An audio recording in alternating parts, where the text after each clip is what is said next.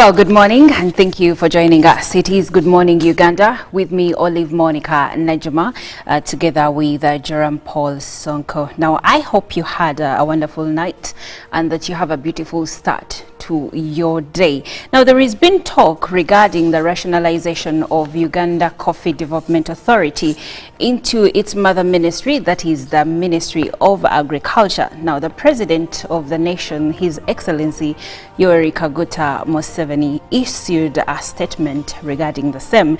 And among the highlights were in his statement, he did say that rationalization means doing away with the irrationalities and only doing things that are rational, and wastage eradication. Now, according to the president, he said to do that, remember the difference between the narrow colonial and neo-colonial enclave economy of Uganda, of the 3 C's and 3 T's, which is coffee, cotton, copper, tea, tobacco, and tourism, and a broad-based vertically and horizontally, which is said integrated economy of Uganda under the NRM that aims at covering the whole spectrum of Uganda's huge potential.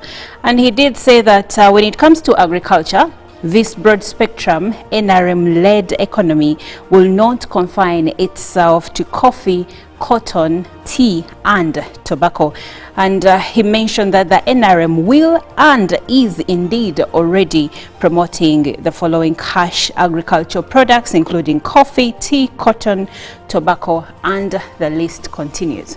So it does seem like the rationalization is taking place and the president is giving a statement and his stance regarding the same.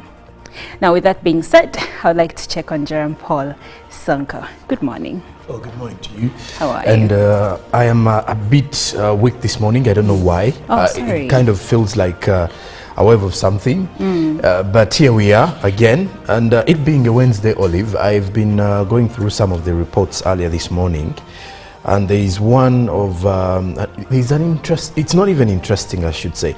It is one that has really caught my attention, where an 8-year-old is believed to have been defiled by a UPDF officer who is attached to the Banyala. Now, the Banyala is the chief of the Banyala chiefdom.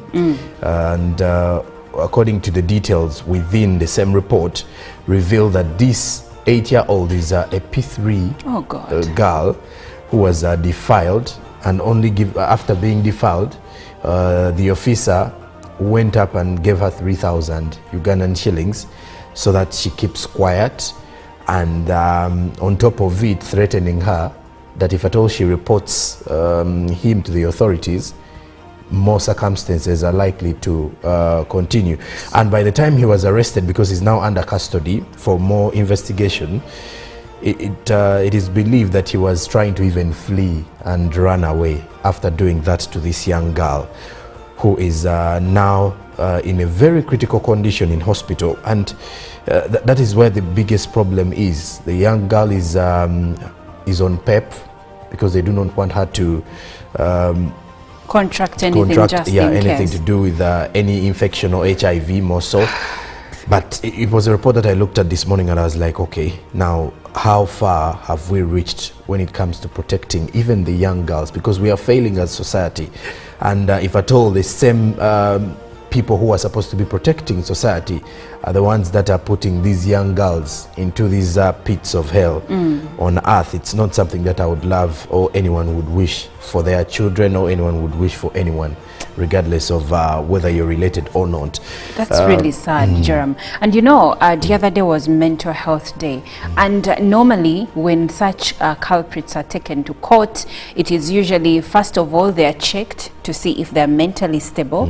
And in as much as I am passionate about mental health and I'm trying to extend grace to those that have issues of that nature, I still wonder what drives an adult to abuse an 8-year-old child, or anyone for that matter, but this is a child. This gentleman is 45 years. Imagine yes, 45 that. years old, and he's in the right age bracket to be the father, or to be the father of this this No, one. Joram, he's old enough to even be your father. Exactly. So I'm only thinking, why are we in such a situation, and how far are we going to go when it comes to protecting these particular men who are taking advantage of not only the young ones, Olive, because we also have these incidents where other women falling prey to men because of rape, besides the defilement.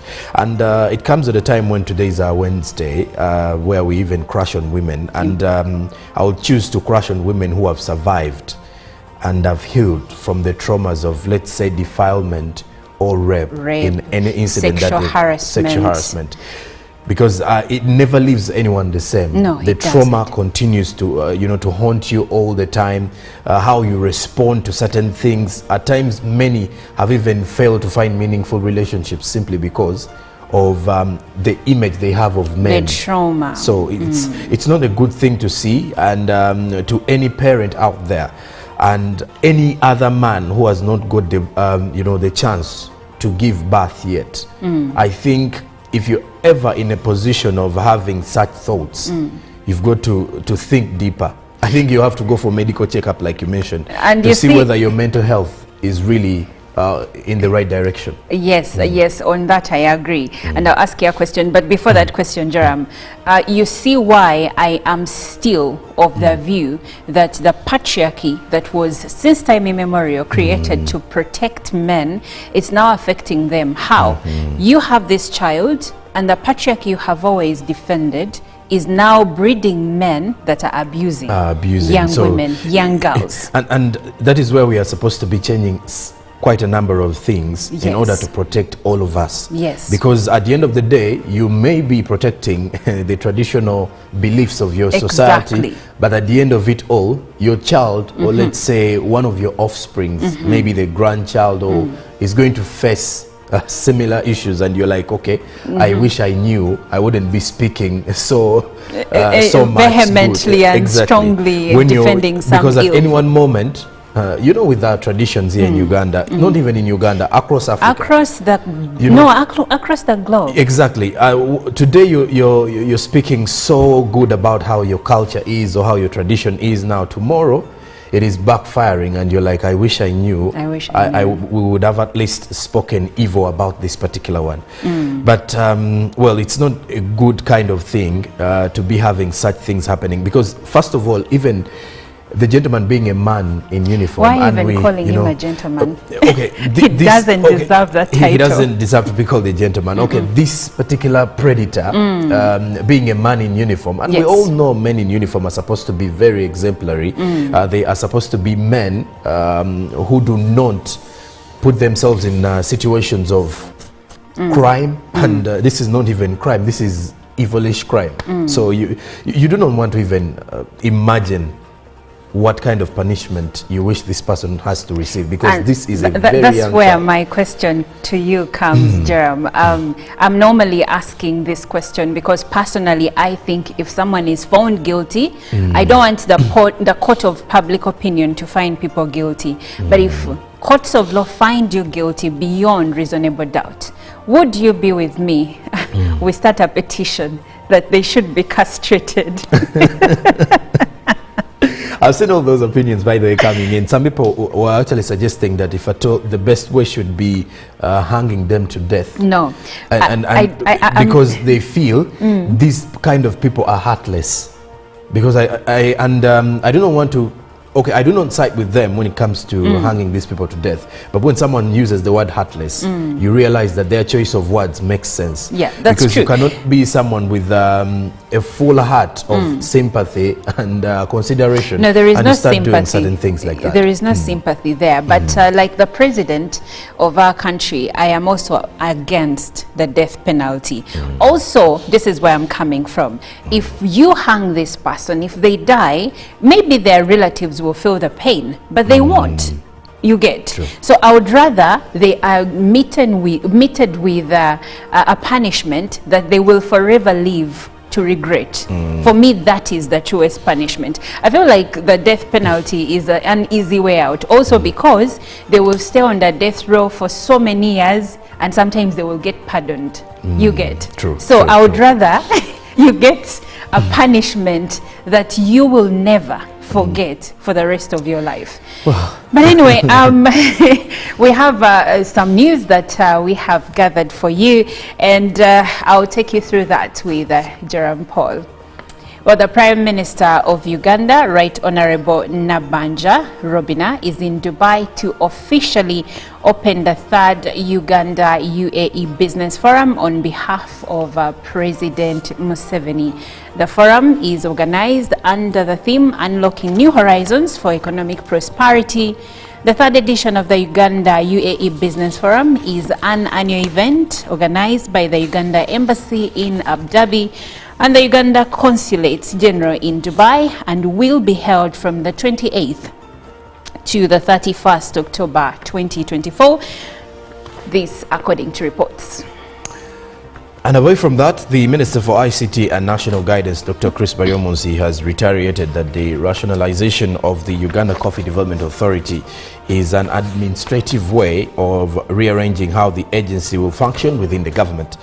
He refuted the allegations of tribalism that have been reported by many on social media. He was addressing the media on the highlights of the cabinet resolutions at the Uganda Media Center. Now, last week, the Coffee Bill 2024, that is meant to merge Uganda Coffee Development Authority in the back to the Ministry of Agriculture, Animal Industry and Fisheries, was brought before Parliament for debate. However, a number of members of Parliament have come out to oppose the bill. They argue that this will affect the production, quality and the market of coffee. Minister Baryomunsi has warned against politicking the rationalization of the Uganda Coffee Development Authority, and on top of it, government resolved on rationalization due to the existence of a number of agencies that serve nearly the same purpose and to cut the expenses. The minister also told journalists about government's decision to renew not to renew the contract with Umeme. And besides that, the Uganda Kingdom has also had its say on the coffee bill, because Kabaka's subjects from counties of Buddu, Busiro and Bugerere mainly were local coffee farmers, and they gathered at the Uganda Kingdom headquarters in Bulange. Now, addressing the gathering, the Katikiro Charles Peter Maiga advised that the proposed coffee bill is aimed at merging the coffee, the Uganda Coffee Development Authority back to the mother ministry. The kingdom is not of support to it. Maiga questioned politicians who support the bill, emphasizing that coffee farmers do not support urging them to take action because this will affect Uganda's coffee sector, thus advising parliamentarians to avoid discussing the bill basing on tribes, emphasizing that coffee is not for Uganda but for all of Uganda. Now, Maiga urged government to reconsider the proposal of merging UCDA and called for an increase in funding to support the farmers. The Member of Parliament for Kalungu East, Francis Katabazi, expressed a commitment as parliamentarians to stand against this bill. And some coffee farmers had their view on the proposed bill as well. In the other development, over 50 million shillings have been raised from people of Buddu, Busiro and Bugerere towards supporting the kingdom developments through Lualo Lwafe campaign. And well, that does it for our local news this morning. Now, moving on to international news, bodies have been recovered after torrential rain caused flash floods in southeastern Spain, and the leader of the Valencia region says. Now, dead bodies have been found, but out of respect for the families, we are not going to provide any further data. This according to Carlos Mazon, who told reporters. Spain has been hit by torrential rain and hailstorms, triggering flash flooding across multiple regions. 6 people are missing in Letu, which has a population of less than 1,000 in the eastern province of Albacete. This according to officials. Rescue efforts are underway and continuing overnight. Footage uploaded onto social media shows flood waters causing chaos, knocking down bridges and dragging cars through the streets. The video appeared to show people clinging to trees to avoid being swept away. Radio and TV stations have reportedly been receiving hundreds of calls for help from people trapped in flooded areas or searching for loved ones as emergency services struggle to reach some areas. Emergency services workers are using drones to search for the missing in the badly affected municipality of Letu. Local officials Milagros Tolon told Spanish public television station TVE. The priority is to find these people, she said. Spain's state weather agency, AEMET, has declared a red alert in the Valencia region and the second highest level of alert in parts of Andalusia. Now, moving our focus to the United States, at least 93 people are dead or missing after an Israeli our focus onto Israel. At least 93 people are dead or missing after an Israeli airstrike on the town of Beit Lahia in northern Gaza. The Hamas-run health ministry says in an attack that the United States called horrifying. Rescuers said a 5-story residential building was hit, and videos on social media showed bodies covered in blankets on the floor. The Israeli military said it was aware of the reports that civilians were harmed today, which was Tuesday, in the Beit Lahia area. It added that the details of the incident were being looked into. The Israel Defense Forces have been operating in the northern Gaza during the past 2 weeks, particularly in the areas of Jabalia, Beit Lahia and Beit Hanun. The director of the nearby Kamal Adwan Hospital in Jabalia, Hussam Abu Safia, told the AFP news agency the children were being treated at the hospital, which is struggling to treat patients due to a lack of staff and medicines.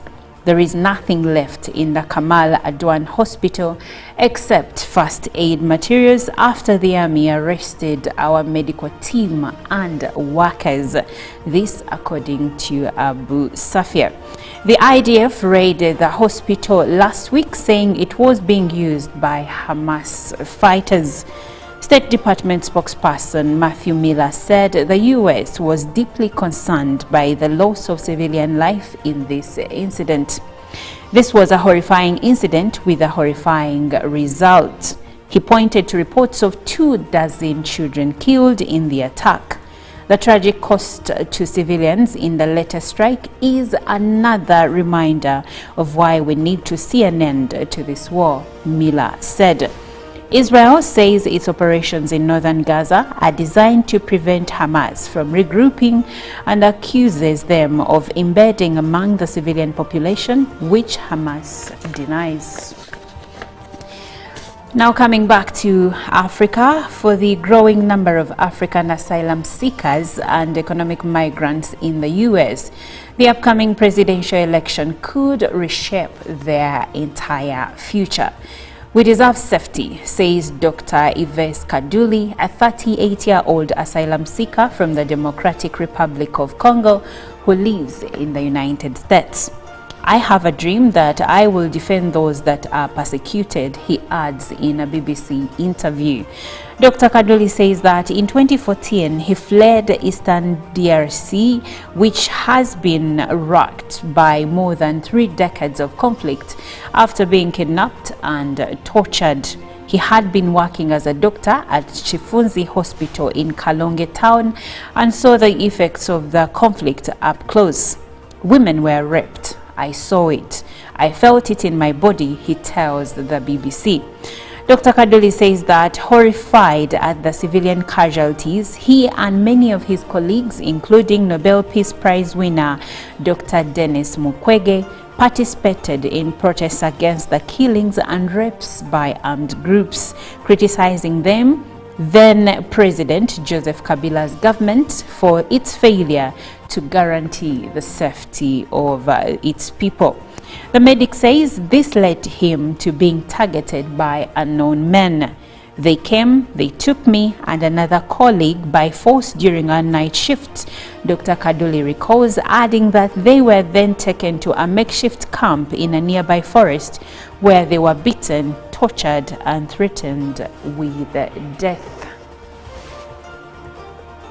Well, that does it for the case of local and international news. But Jerome Paul takes us through the press review. Well, according to the New Vision today, Senior 4 marks panic as the deadline expires. Hundreds of schools are yet to submit scores for thousands of the students to the Uganda National Examinations Board. Then Museveni warns scientists over early retirement. That report is in the New Vision today. Uganda's Best Midwives 2024 have been honored. On the front page, you can see Sarah Akelo, Nsinze Health Center for Namutumba. There's Judith Isuka, Mukoya Health Center for Tororo, Roslyn Tuambale Bira, Karugutu Health Center for Toronko. There is Robina Atizuyo, Ovujo Health Center 3 in Maracha, Caroline Namwere, Kalangala Health Center 4 in Masaka, then Modesta Dairo, Kapelebyong Health Center 4 in Kapelebyong, Josephine Okumu, Anaka General Hospital in Nwaya, Claire Owembabazi, Chinoni Health Center 4 in Rampara, Proskovia Akoli, China-Uganda Friendship Hospital in Kampala, then Mary Atulinda, Mabale Health Center 3 in Kagadi. And then corruption accounting officers probed over salary discrepancies. And then DOT services marked 30 years. Find out more in the New Vision. Then in matters politics, 186 chairpersons and mayors to get new vehicles. Read about that report in the New Vision. Then lastly, from our press review, we look into what the Daily Nation has to offer. Outrage over police phone spying expos revealed the telcos have been helping to cover up abductions, killings and killings committed by rogue agencies. Then human rights, shock greeted the exclusive Nation investigative story revealing how police have been colluding with telecoms firms to irregularly access call data and location records that are used to track and capture suspects, with the US denouncing the abuse of mobile phone users' rights to privacy. Now, Gachagua goes after Kindiki. The legal battle. The impeached deputy president has trained his guns on his designated successor, saying he is ineligible because he was not a member of the United Democratic Alliance Party for 3 months prior to his information. Now, main suspect in Wells Fargo HR boss murder went on spending spree. And diplomacy, why spy chiefs are trooping to Kenya. Then also matters to do with the National Health Insurance Fund to the Social Health Fund. This is what is ailing new health scheme, doctor says amid patient's pain. And then lastly, Apex Court reinstates Finance Act 2023. And that does it for our press review this Wednesday. Well, Jerome, you did mention that schools are now trying to rush for time to submit Senior 4 marks. And what's your thought on how we do things? Are we a country that loves to do things last minute? I think most of the things are done during those last minute. You can even see when we are preparing for big conferences here in Uganda. There are certain things we do at night before the big day arrives, and it's something that we need to work on as a country, because looking back at how even during our childhood you get to realize that we've been doing lots of things last minute. It's either you're supposed to do a certain chore at home, but you wait until around 6 p.m. because your father or mama coming back at 7. So now you start rushing and panicking, and this is the situation because now by the look of things the date has expired. And they knew. And they had time. So I think at times they're trying to, to do things at their own pace. Yes. But then it also goes back to, let's say, the people who set these deadlines. Once the deadline is set, what happens? Because best believe, Olive, I think even after deadline is set, at times, I think those who set the deadline normally have to reconsider. No, so normally UNEB sets deadlines, whether registration or what, but then there is a fine. Exactly. So would you rather pay the fine or do something in record time? I don't know. I think every time we put up the fine, it's like we are aiding this kind of laxity and laziness that if at all I have the money, I'll just pay the fine. Let me do things on my own pace. And we are not, in return, we are not breeding aggressive citizens. Or efficient people. Exactly. We're just trying to let people know that you can do anything. Take your time. Take your time.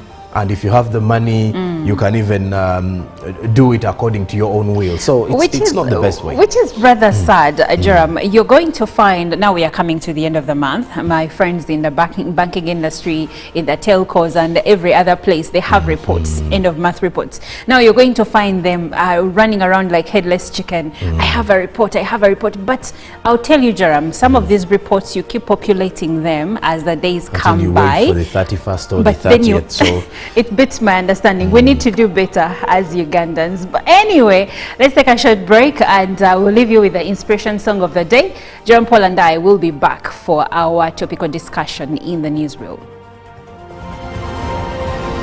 Live from UPC Studios. Young girls, because we are failing as society. And if at all, the same people who are supposed to be protecting society are the ones that are putting these young girls into these pits of hell on earth. It's not something that I would love or anyone would wish for their children or anyone would wish for anyone, regardless of whether you're related or not. That's really sad, Jerome. And you know, the other day was Mental Health Day. And normally when such culprits are taken to court, it is usually, first of all, they are checked to see if they're mentally stable.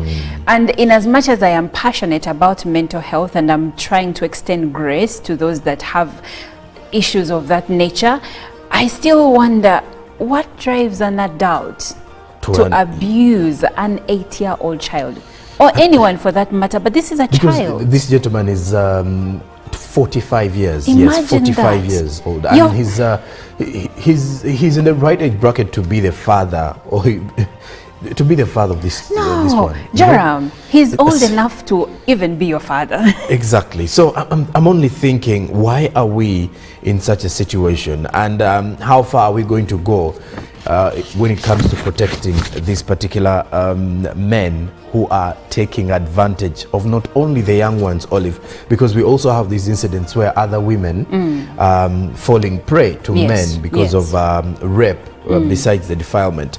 And it comes at a time when today is our Wednesday, where we even crush on women, and I will choose to crush on women who have survived and have healed from the traumas of, let's say, defilement or rape in any incident, sexual harassment.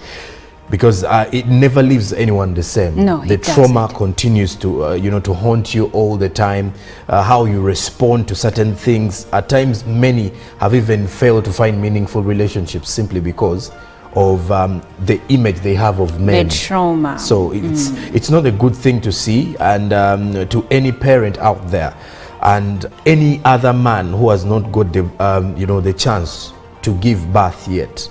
I think if you're ever in a position of having such thoughts, you've got to think deeper. I think you have to go for medical checkup, like you mentioned, and to see whether your mental health is really in the right direction. Yes, yes, on that I agree. And I'll ask you a question, but before that question, Jerome, you see why I am still of the view that the patriarchy that was since time immemorial created to protect men, it's now affecting them. How?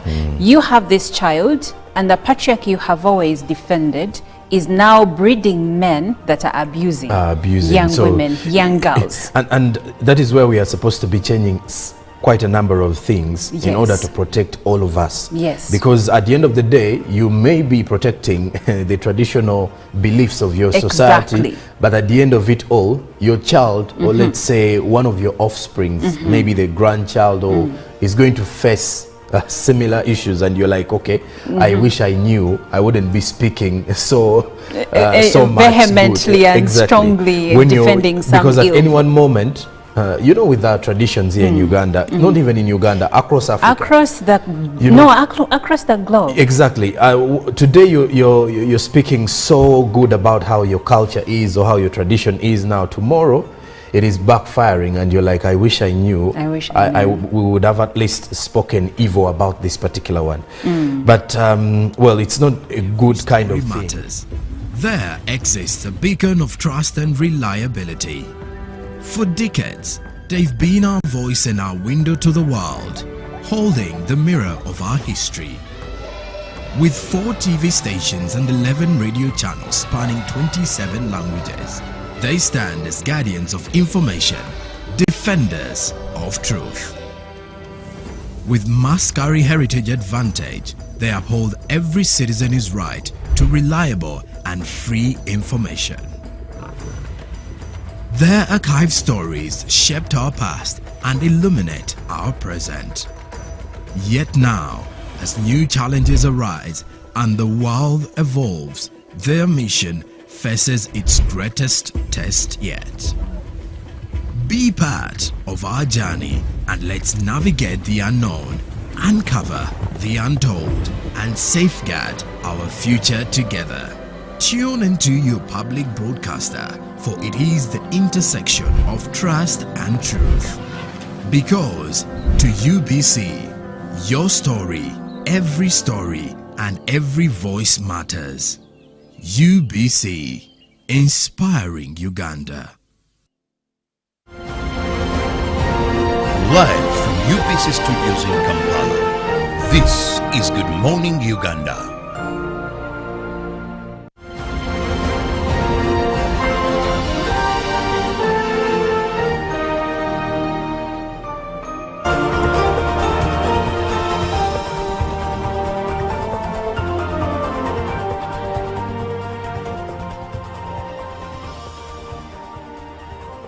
Well, it's time for our news reel. Thank you for sticking with us. If you're just joining us, this is Good Morning Uganda.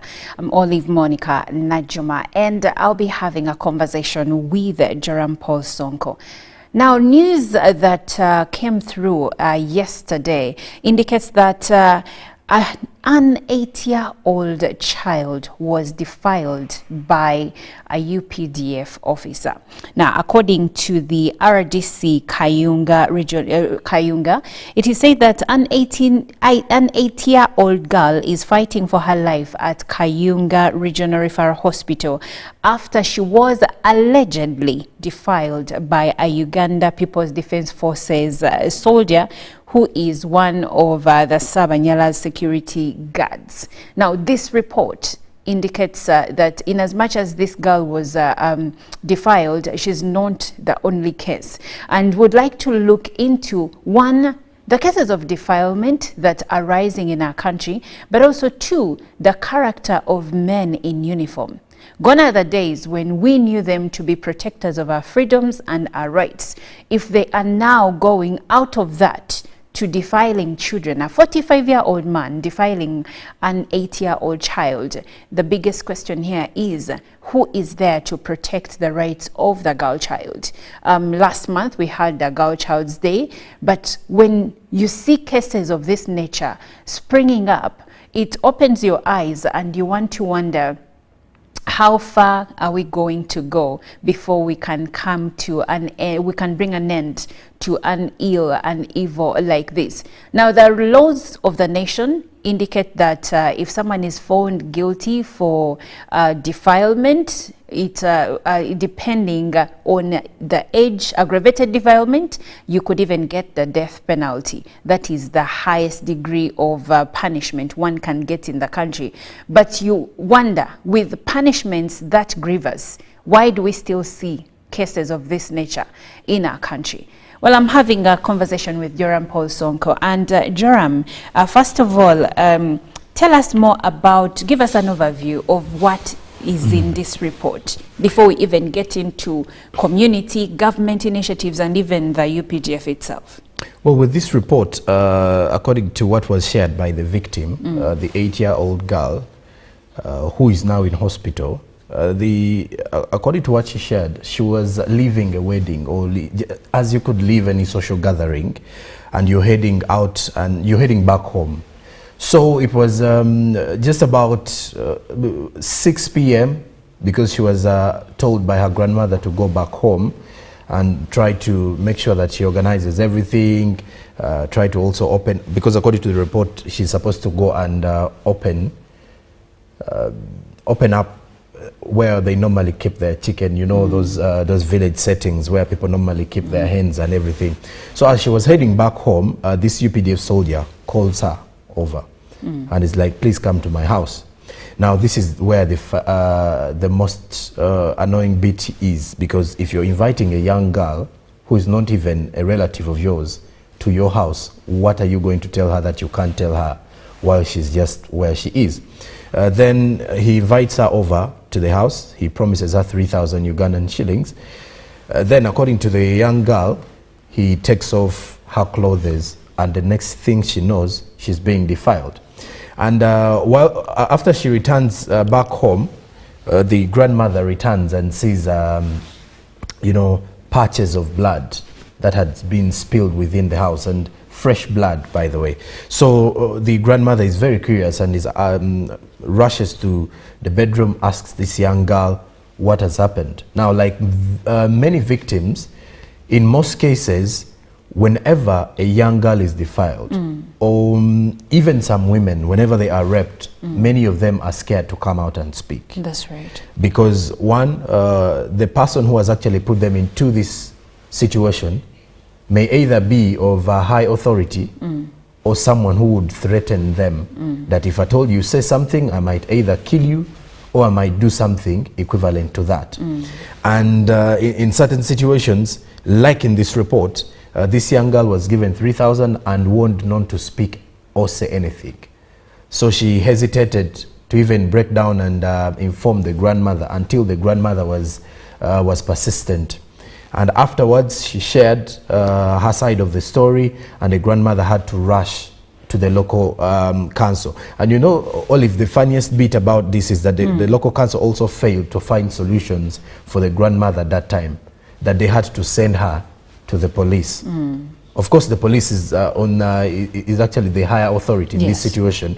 But again, one may wonder, in a circumstance where you have no access to the police, why doesn't the local council also be able to help and support you in that situation, so that this, you know, the case, because you can only imagine after reporting to the police, as the police was looking for the same gentleman, you told me not to call him a gentleman, the same predator, he was planning to flee, or he was planning to run away. Meaning, again, the local council did not take the urgency of making sure that this young girl finds the justice that she fully deserves. Because if you're 8 years old, you're still in primary, and besides even being that young, no one deserves to be in such a situation. And in this report, you realize that this is, according to the allegations coming in, is a UPDF officer. However, he's not currently serving with the army directly, but serving as a security officer of the Sabanyala.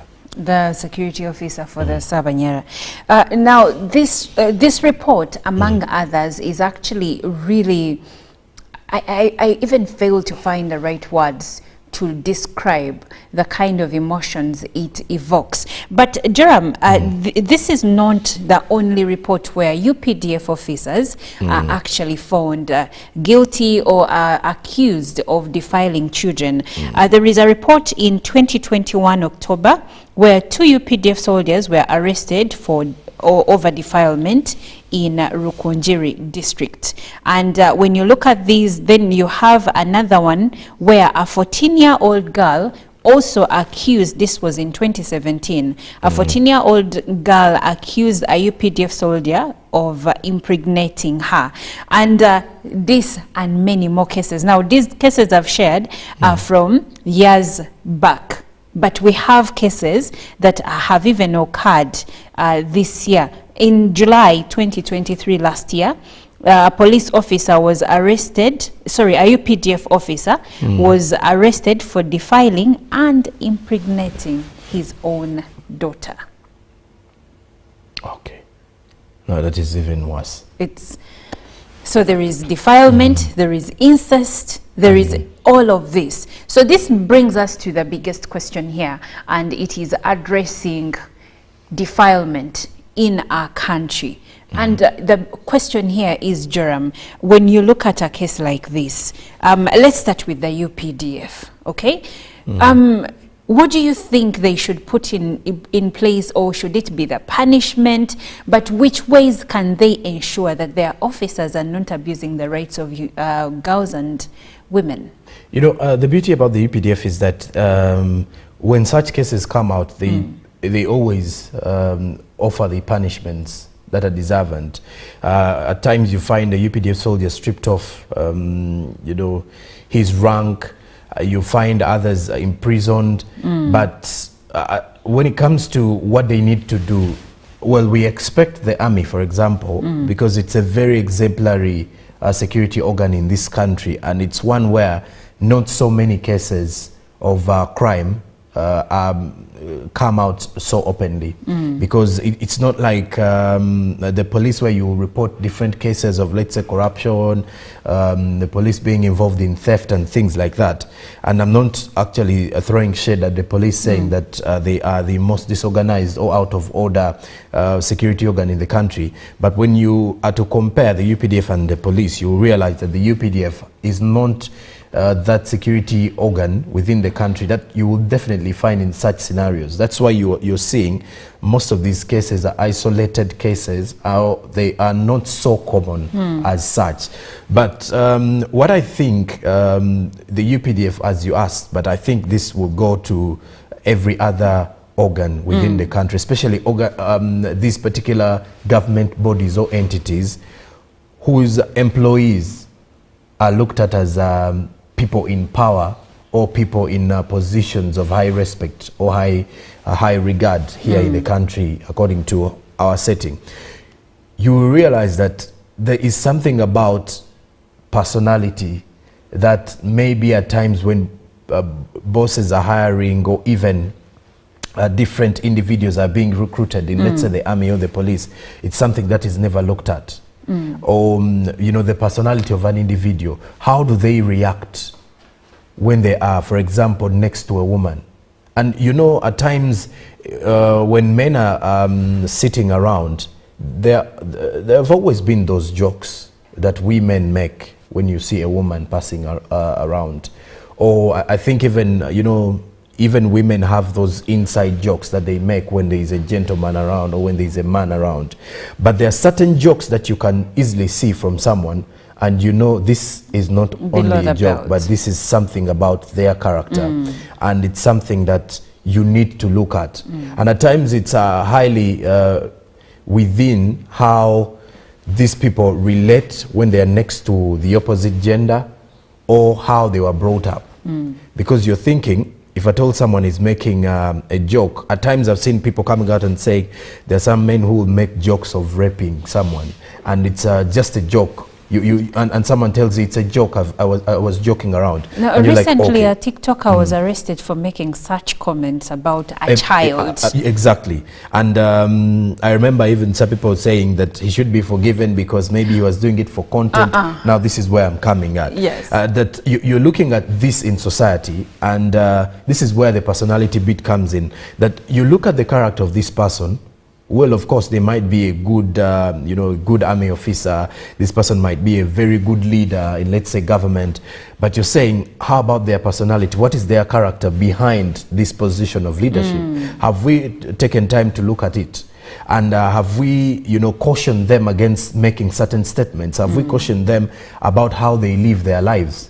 Because remember, it's more like when we're working here and our supervisor or our producer will tell you, away from the studio, you are representing the brand. You're representing UBC, you're representing Team Good Morning Uganda. Now, it goes back to the army. You as the army officer, away from you being on duty, you are still serving, or you are still representing the army. Meaning your conduct. Now, for example, in this situation, this 45-year-old is being, the tagline that the media is using is a UPDF soldier. And we're not seeing his name so common anywhere. No. Meaning they are using your company name, or they are using the employer's name, the organization, to represent what you have done. Meaning anyone out there would say, if at all this person is reacting this way, it means the people he's dealing with, or the people he normally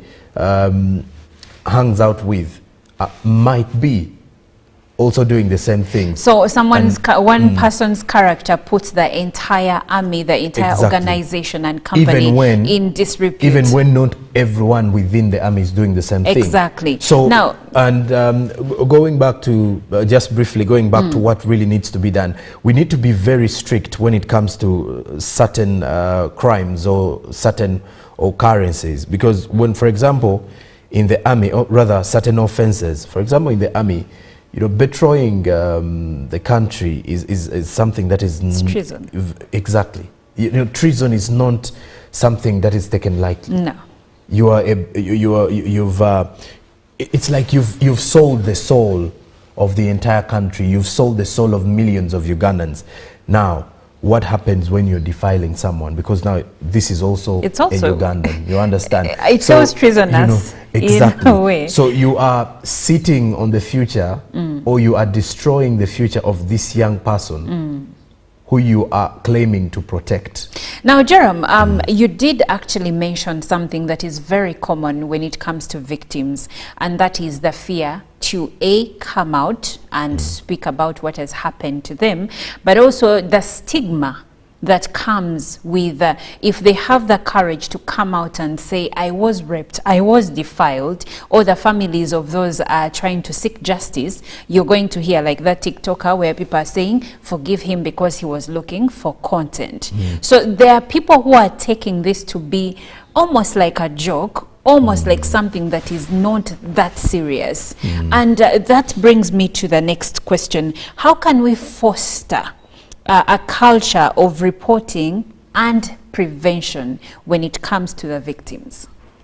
Well, it depends on how close the victim is to the people that matter to their lives. For example, Olive, if I told you your daughter or your son is so close to you that you share so many things that if at all anything happens to them, they are free to open up to you. And it's quite unfortunate that in most of the societies in our country, not so many people are comfortable to share their private life with close family members or even their closest friends, because they have that fear of being betrayed at the end of the day. We would rather put on a facade and pretend everything is all right. And others are also scared. Now, for example, in such a situation, this is a young girl who is 8 years old, and in school you're studying about what the UPDF does. You know that an army officer always moves with a gun, and he's telling you, do not say anything, or else I'll kill you, or I'll kill your grandmother, things like that. Now, in such circumstances, this is a young girl who can easily be manipulated, easily be scared. And at that time, we have even seen women who have been sexually harassed in places of work, sexually exploited. And many of them do not want to speak out because, one, if they speak out, they don't know how society is going to actually look at them at the end of the day. And in our society today, at times we do not stand with the victim. It is quite unfair, but it's the reality that instead of people standing with the victim, they end up accusing the victim. They ask, how was she dressed? How was she dressed? Why? What were you doing at that time? Because I've seen in this report people saying parents should not leave their children to move alone in the evening, or should not leave their kids alone for a long time. So my question is, why are we putting ourselves in such a situation? Is it because the society has predators that are wild animals? So what would you rather we do, have, Joram? Because yes, there is one, safeguard your children. That's priority. That's priority. And I believe that every parent tries their best to do that. Exactly. But at the same time, who are we safeguarding the children from? Because that is... They are men. So what should we do to ensure that even if a child is out there, the men are not abusing the children? Well, last time on you had a conversation here I think in the agenda, talking about the boy child and why the boy child is neglected in society today. I think that is where we need to start from. That in our generation today, we have so many women who have been taught so well about dealing with men, and the women are so empowered today, surprisingly more empowered than some men. And because of because with the changes in society, women empowerment and stuff like that, women are being taught how to live in this generation and how to defend themselves against men who are having intentions that may not be developmental to their lives. But the men on the other side have been sidelined. So it's like we have automatically built it in the, we've automatically come up with a final, conclusion that men know how to do their things, or men will definitely find a way. And we're like, okay, so as a man, you have to man up. But the question is, how is he manning up? Why are you telling him to man up and he's not manning up in the direction where this woman has already womaned up? Okay. Joram, I would like to invite our viewers into the conversation. You can join the conversation through WhatsApp number 0709602592. It's also displayed on your screen, and you can also send a text message directly, and we will be able to share your views. Now, Joram, Leah says the law is there, but the perpetrators are always not convicted. Somehow the police plays around the case and the perpetrator is set free. And she continues to say corruption of police and law enforcement officers, they pick money from the victims and the offenders and end up setting them free, which frustrates the entire process.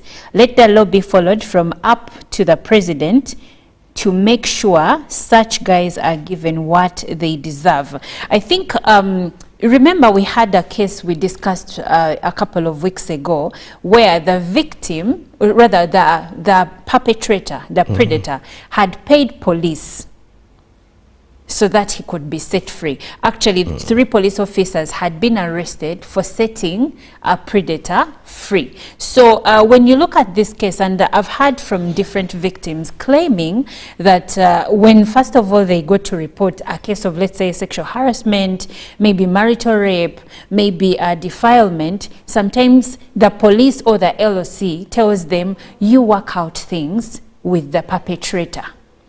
So when you look at a case of that nature where corruption is involved, what do we do? One, we need to provide safety and protection to the victims and the would-be victims, something that we've failed at. So how can the judiciary and law enforcement ensure safety and protection for victims? Well, for the law enforcement and the judiciary, they have to enforce that law. That, if someone is caught, and well, of course, for the law, unless you're proven guilty, you might not be guilty as such. But if at all the evidence is penning down this person, I think this is where the law and the judicial officers need to take action so that they penalize this person. And in so doing, you're going to create fear or an element of looking out from all of us. We're like, okay, since the law is now working, if I find you doing something like that, I am definitely going to take you to the police. At times, many people who have got predators of such a nature are even scared to report, because they're like, now I'm going to report him. The next, I know he will be in prison for a week or 2. He will be back. And once he's back, he's going to look for me, because there is no protection of you who has actually opened up. And this is the problem that we have, that we are not protecting the victims. And you've given an example of people saying you have to go and make out with the perpetrators, and even the LCs, for example, you look at marriage cases where someone says that there's marital rape. And then the best people are saying, sorry, I will cut you short a bit. We have a call coming through. Hello, good morning.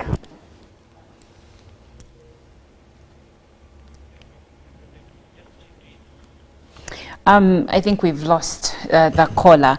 But Jerome, I have another comment coming through from Michael Akabwai in Tororo, and he says, I think the government should integrate the no means to no worldwide curriculum that teaches boys and girls about sexual and gender-based violence prevention skills and knowledge. This is being implemented by so many implementing partners like USO in Tororo, MUWRP in Kayunga, JCRC in Apak, TASO in Gulu and Agago, TPO in Isinjiro, Kamwenge, EIDI in Kampala, and REPSI. I think these are organizations in Rengo and so much more. I believe these cases can be reduced and eventually end. Thank you so much, Michael. And the next comment comes in from Mohimbira Benon from Mitoma district, but listening from Arua City. He says, thanks for the program. These two cases are serious, happening in our society. The victims and the parents or guardians of victims should come up and report such cases to authorities, and the authorities should take them serious and take serious action if we are to reduce at least. However, we need to check on what could possibly be the cause. For example, immorality, proactive dressing by young girls and adults. Sometimes these cases happen between people of same age bracket, which results from proactiveness and redundancy. Parents should check out the way of lifestyle of young children.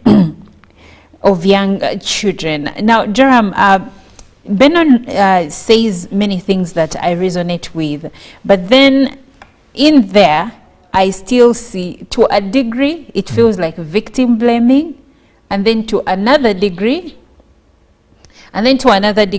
it feels like there is something there. But let's take this call and then we'll get back to the conversation. Hello, good morning. How are you? Good morning. Morning, madam. How are you? I'm fine. Who are we speaking to? I'm called Christian Mugarura from Kampala. I work at an organization called Adult.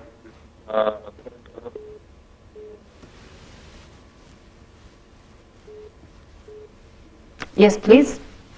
Yeah, I think the challenge with empowerment is we are not tackling the root causes of some of these issues, which are typically stemming from mental health disorders and at times substance abuse.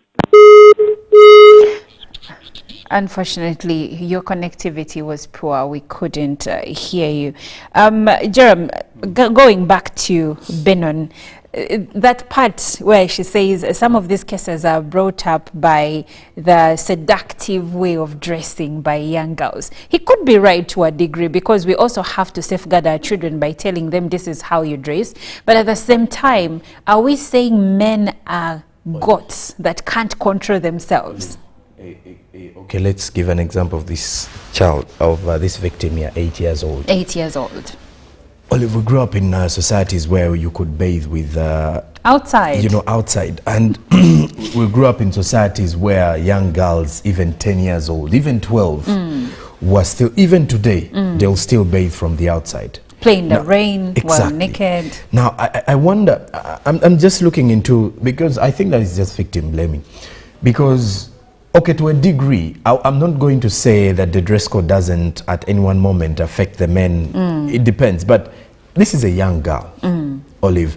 The moment that you have thoughts of sexual intentions with a girl who is 8, 10, 12. A minor, 14, 13. I'm looking at, these are girls who are still, have, even their body changes, even their body, their physical, appearance is still going through the adolescent stage. And I'm not ruling out the fact that maybe others pretty much get their physical attributes quite earlier. Quite early. We have young girls getting their periods by the age of 9 lately.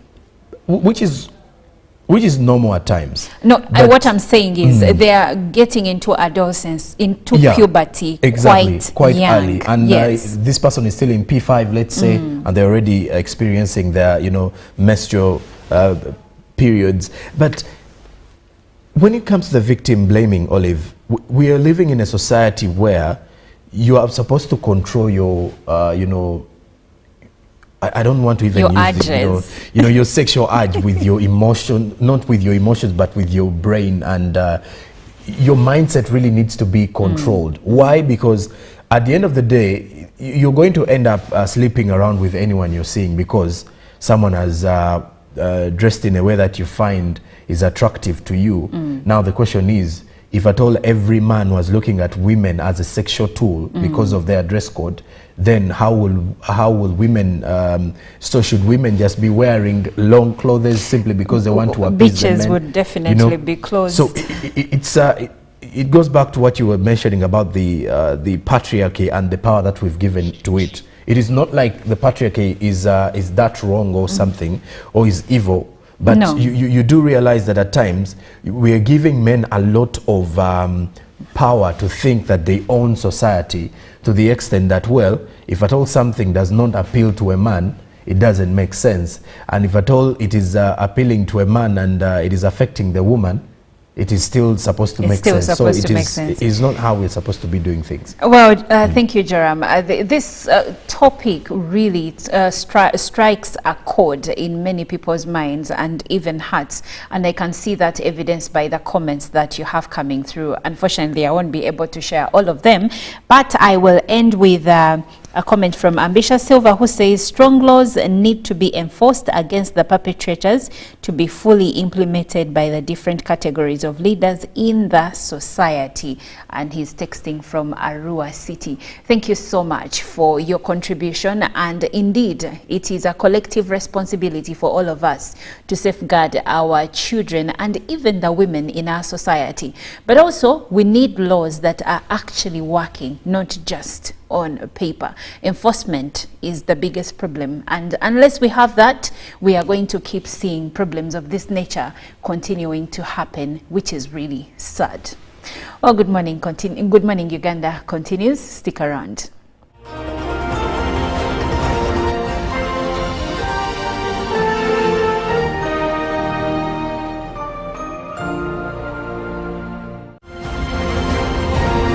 Live from UBC Studios in Kampala, this is Good Morning Uganda. Pick of the day on UBC. Every Wednesday, 10 p.m. on your public broadcaster.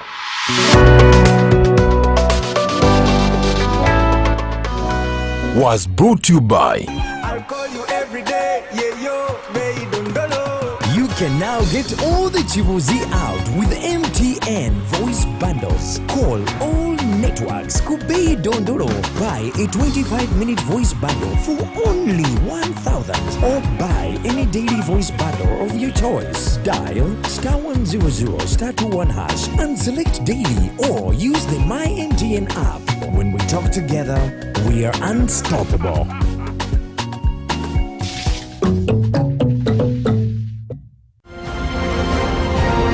Live from UBC Studios in Kampala, this is Good Morning Uganda.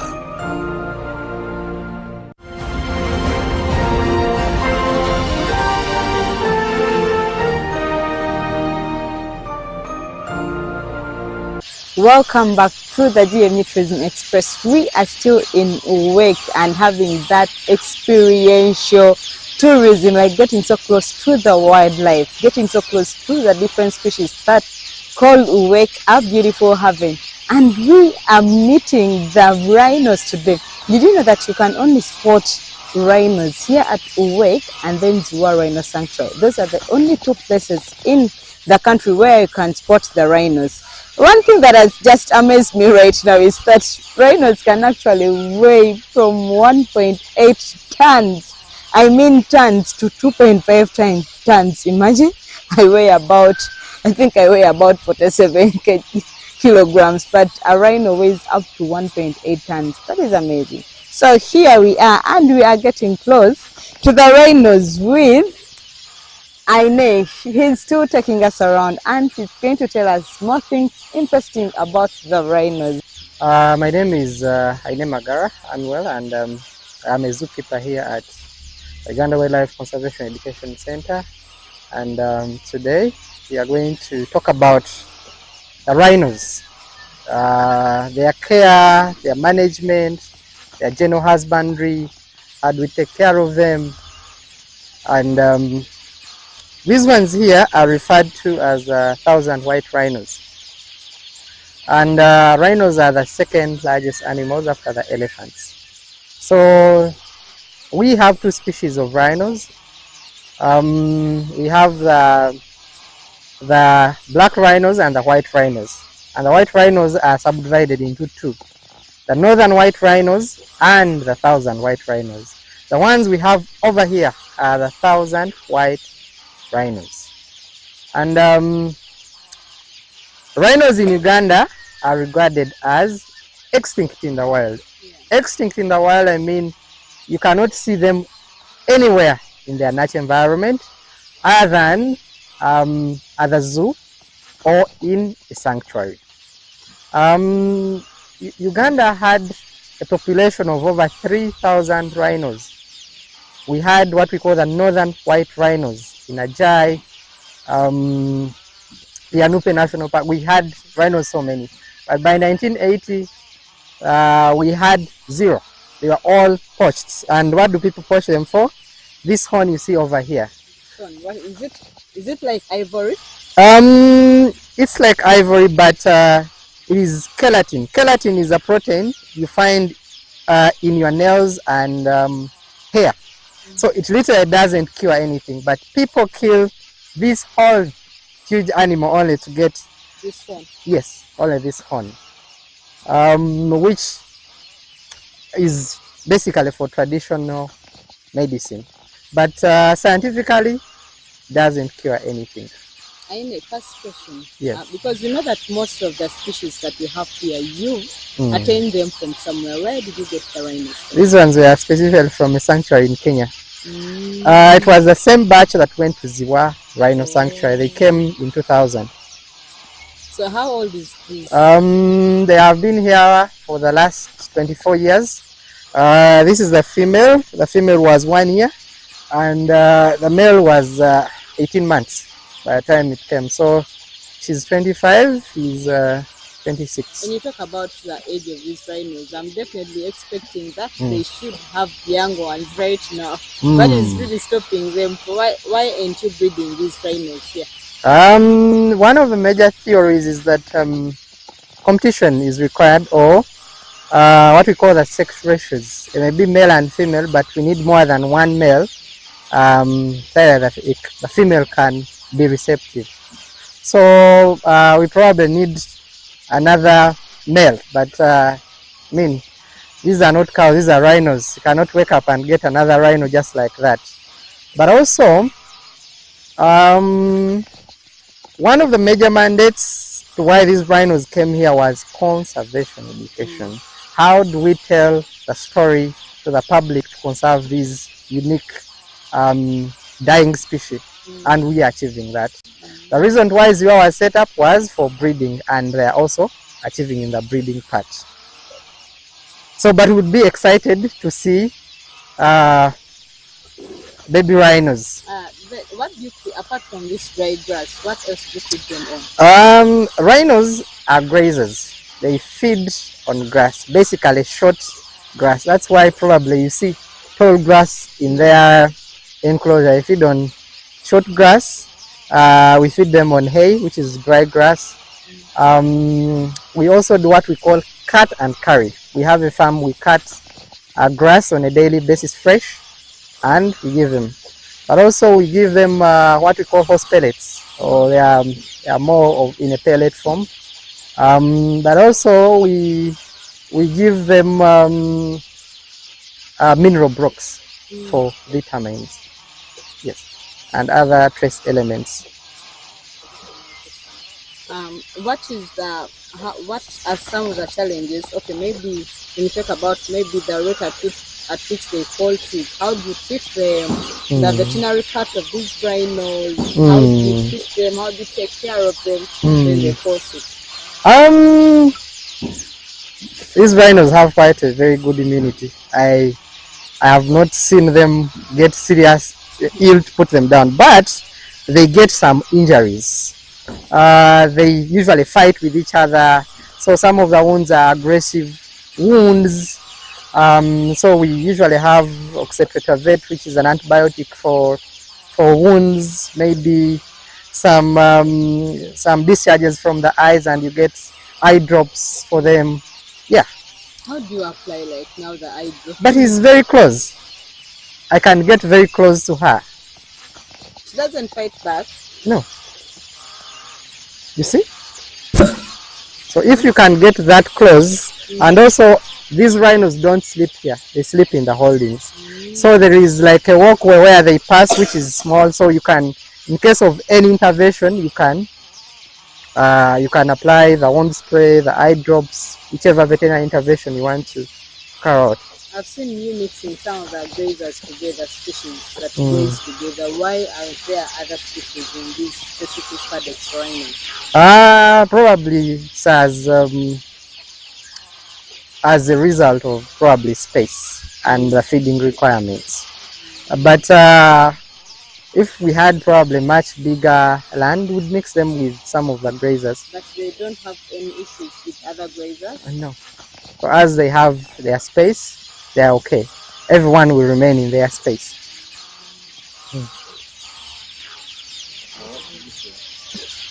In terms of character and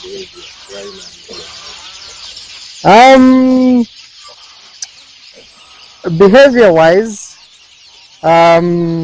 one, rhinos are purely grazers. They feed on grass. So that in terms of feeding. Elephants are both grazers and browsers. They can feed on leaves.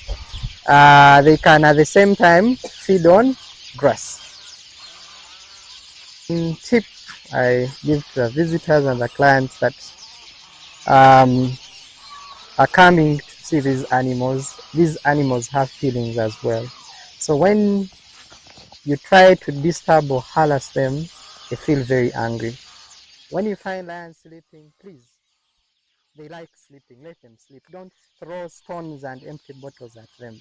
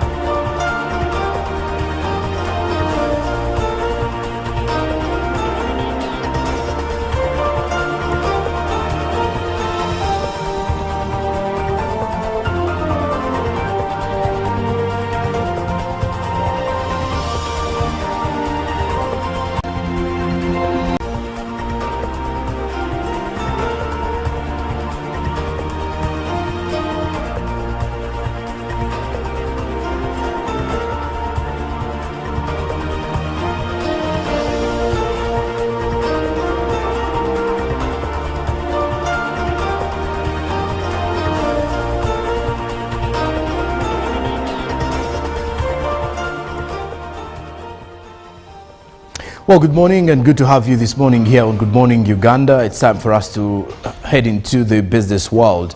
And first off, we start with Vivo Energy together with Java House, who have fully launched into the night economy.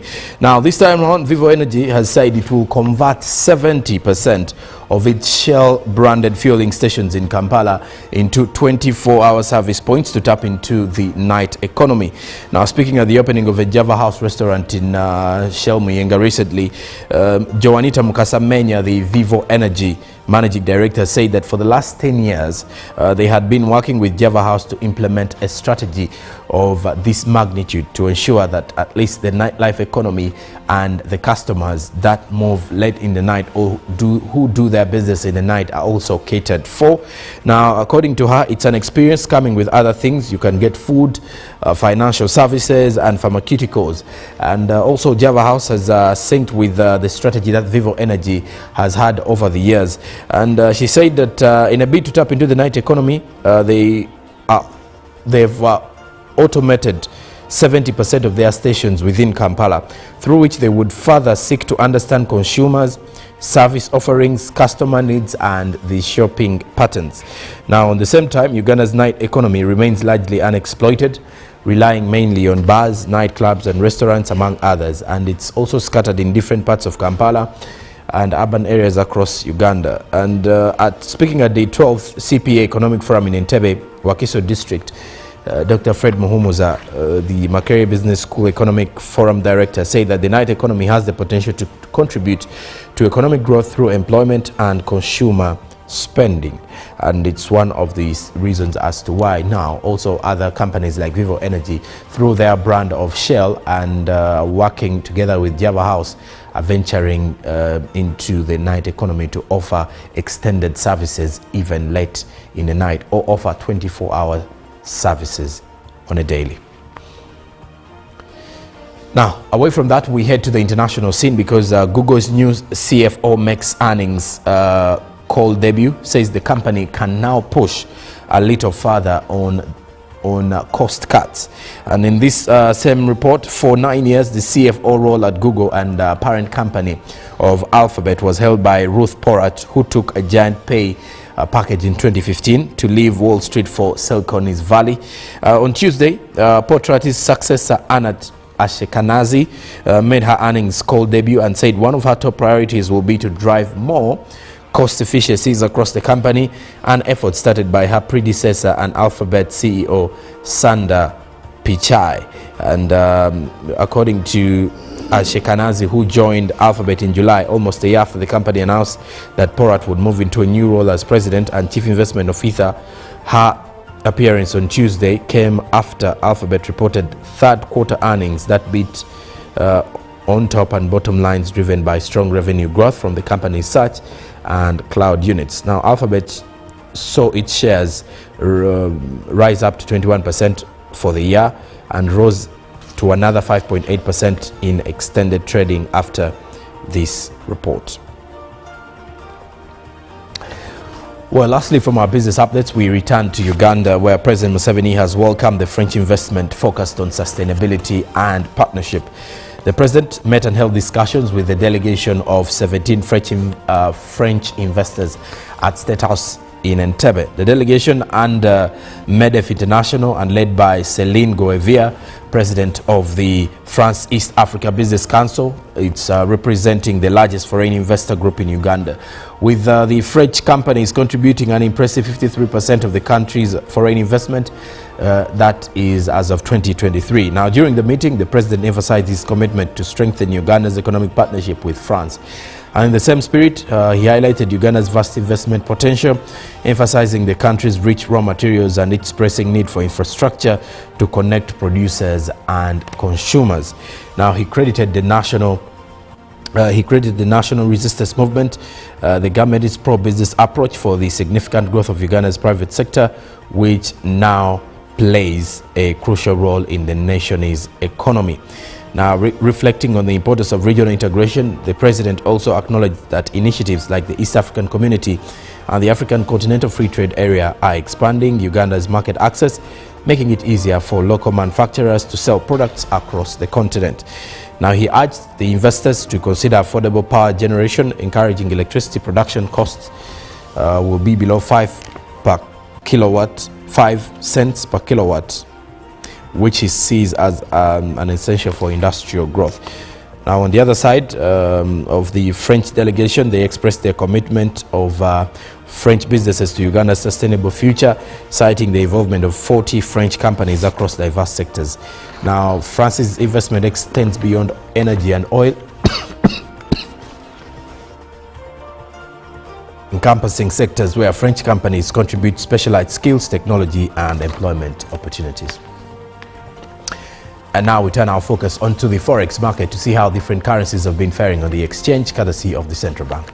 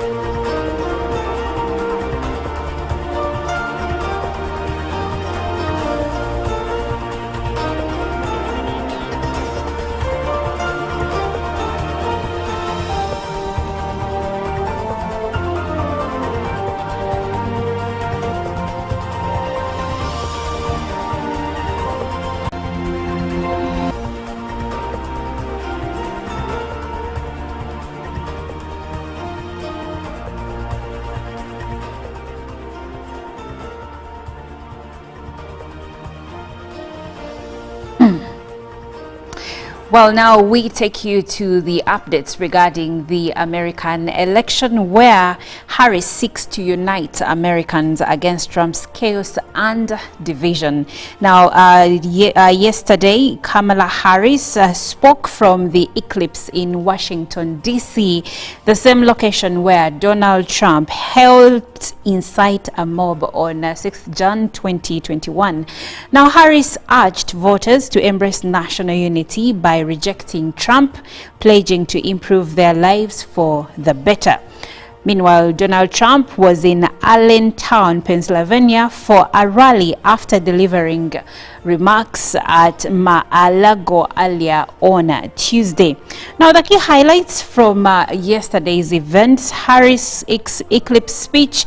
She did say that to put the country above party and above self, but said her rival wants to keep the American people divided and afraid of each other. Now, on his part, Donald Trump, he said, while he didn't mention comedian Tony Hinchcliffe's controversial remarks about Puerto Rico, Trump expounded at length about his Madison Square Garden rally on Sunday, which he called a love fest, a term he has also used to reference the Jan 6th, 2021 riot at the U.S. Capitol. Now, on the side of President Joe Biden, after comedian at Trump's rally called Puerto Rico a floating island of garbage, President Joe Biden responded saying, "The only garbage I see floating out there is his supporters." But later, Biden attempted to clarify that he was referring to the comedian's words, not all Trump supporters. So it's getting interesting and more heated in the American election. And yes, we can also see that Kamala Harris, with just 1 week to the election, delivered a closing argument to voters, warning that Donald Trump will have an enemies list if he is elected. Meanwhile, a Grammy-winning rapper has said he rejected $3 million by the Trump campaign to join him on stage. Now, those are some of the updates that are coming in from the American elections. It's taking place on the 5th of November. So I can see temperatures are rising and emotions are also rising, plus counter arguments and also accusations, and also a bit of going below the belt by both parties and both candidates. Who is going to be the next American president? We will watch and we'll see how the American people will decide.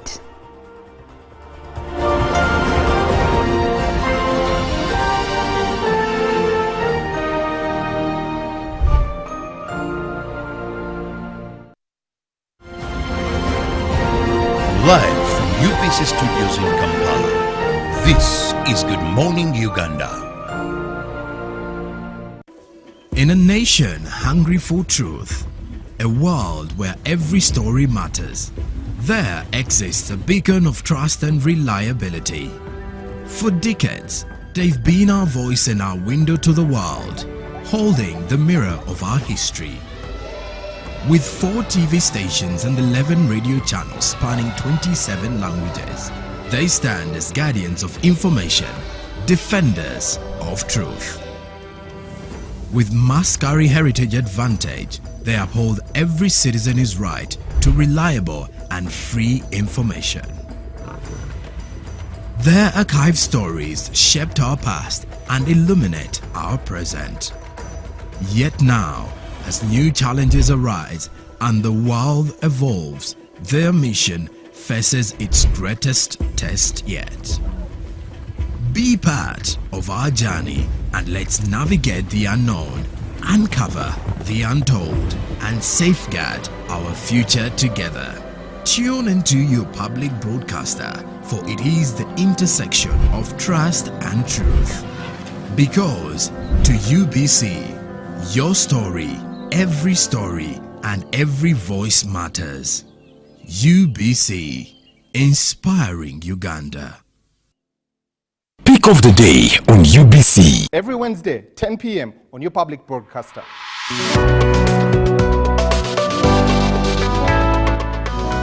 Was brought to you by I'll call you every day, yeah, yo, may don't know. You can now get all the Chibuzi out with MTN voice bundles. Call all networks Kubei Dondoro.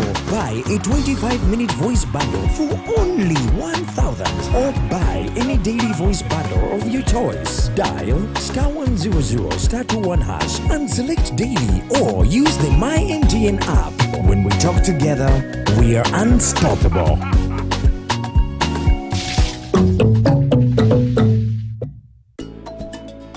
In today's video, we are delighted to present to you an exclusive compilation of the top 10 natural brain boosters to help you unlock your brain's full potential. So let's dive right in. Number 10. Blueberries. These little powerhouses are packed with antioxidants that help improve brain function and delay brain aging. They also contain flavonoids that have been linked to cognitive benefits, so make sure to incorporate them into your diet. Number 9. Dark chocolate. Yes, you heard it right. Dark chocolate contains flavonoids, caffeine, and antioxidants that can enhance focus and mood. A delicious way to boost your brain. Choose chocolate with at least 70% cocoa for maximum benefits. Number 8. Turmeric. Curcumin, the active compound in turmeric, has anti-inflammatory and antioxidant properties, potentially supporting brain health and reducing the risk of neurodegenerative diseases. Start adding turmeric to your dishes. Number 7. Green tea. Sip on a cup of green tea for a natural brain boost. It contains caffeine and L-theanine, which can increase alertness and improve brain function. Number 6. Fatty fish. Rich in omega-3 fatty acids. Particularly DHA, fatty fish like salmon, trout, and sardines are excellent for brain health. They can enhance memory, focus, and protect against cognitive decline. Number 5. Nuts and seeds. Packed with nutrients like vitamin E, healthy fats, and antioxidants, nuts and seeds are great for brain health and improving cognitive function. Number 4. Broccoli. This veggie is a true brain booster. It is high in antioxidants and vitamin K compounds that may help support brain health. It can also help reduce inflammation and oxidative stress, enhancing brain function and slowing down brain aging. Number 3. Eggs. They're not only a great source of protein, but also contain important nutrients like vitamins B6 and B12, folate, and choline. These nutrients are crucial for brain health. Number 2. Avocados. These creamy fruits are loaded with healthy fats, vitamin K, and folate. They can improve cognitive abilities, enhance memory, and protect brain cells. Number 1. Leafy greens. Vegetables like spinach and kale are rich in vitamins, minerals, and antioxidants, supporting overall brain health. In addition to incorporating these foods, adopting a healthy lifestyle that includes regular physical activity, adequate sleep, and stress management is crucial for optimal brain function. It's important to note that individual responses to these foods may vary, and maintaining a well-balanced diet is key to overall health and brain function. Before making significant dietary changes or adding supplements, it's advisable to consult with a healthcare professional or a registered dietitian. So there you have it, the top 10 natural brain boosters. Incorporate these into your lifestyle and unlock your brain's full potential. Thanks for watching, and don't forget to subscribe to our channel for more informative content.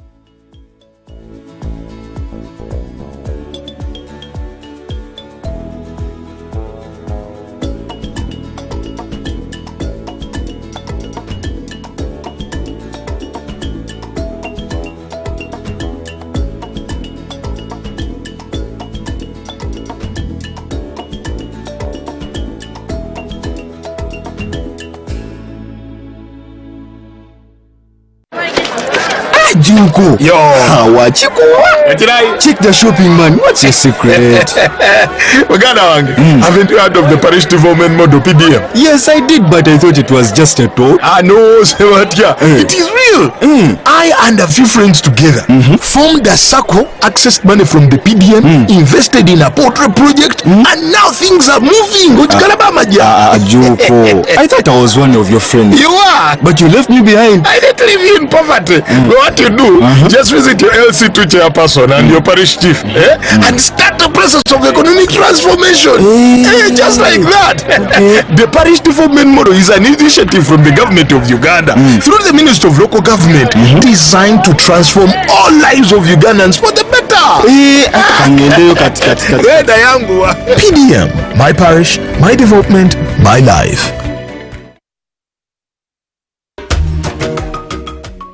Amina gange ndetubona Kiranda Amina mu company eya WIB Uganda Limited ndi member. Wemba member company eno weyeida twalinga tutuli bulungi nga abashala abe wakawaka. Abashala abe wakawaka tuemera kubaami baife nga bonkana abajamu nandanga twidi nti abashala tibakozesa ki nanda. UN Women weyeida yatuteekateeka yatwegesa okulunda engege nga abashala. Twatandika beno okudulunda n'okudirisa n'okolaki twafuna mu ng'abakyala ababujiri district. We have myoga byona biri kwida muki mu bakyala oba mu bantu abaki aba Uganda.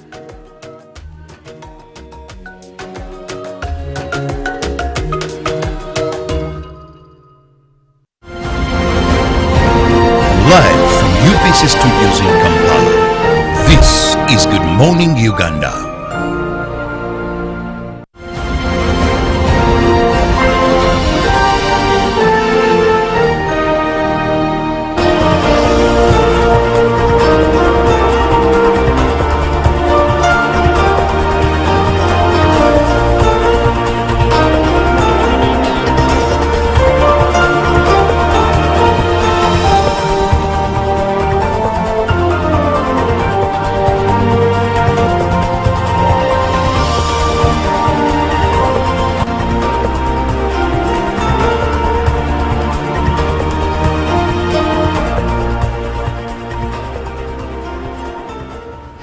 Well, it is a good morning, Uganda, and it's time check for our agenda. It's 5 minutes past 8 o'clock on this 30th day of October 2024. I'm Olive Monica Najama to take you through this part of the program, and I'm excited about the panelists that I have. Among them is someone that you know, and someone you see here every other week, someone very passionate about anything and everything to do with cooperatives. Well, today we are looking into the role of cooperatives and associations in the mining sector.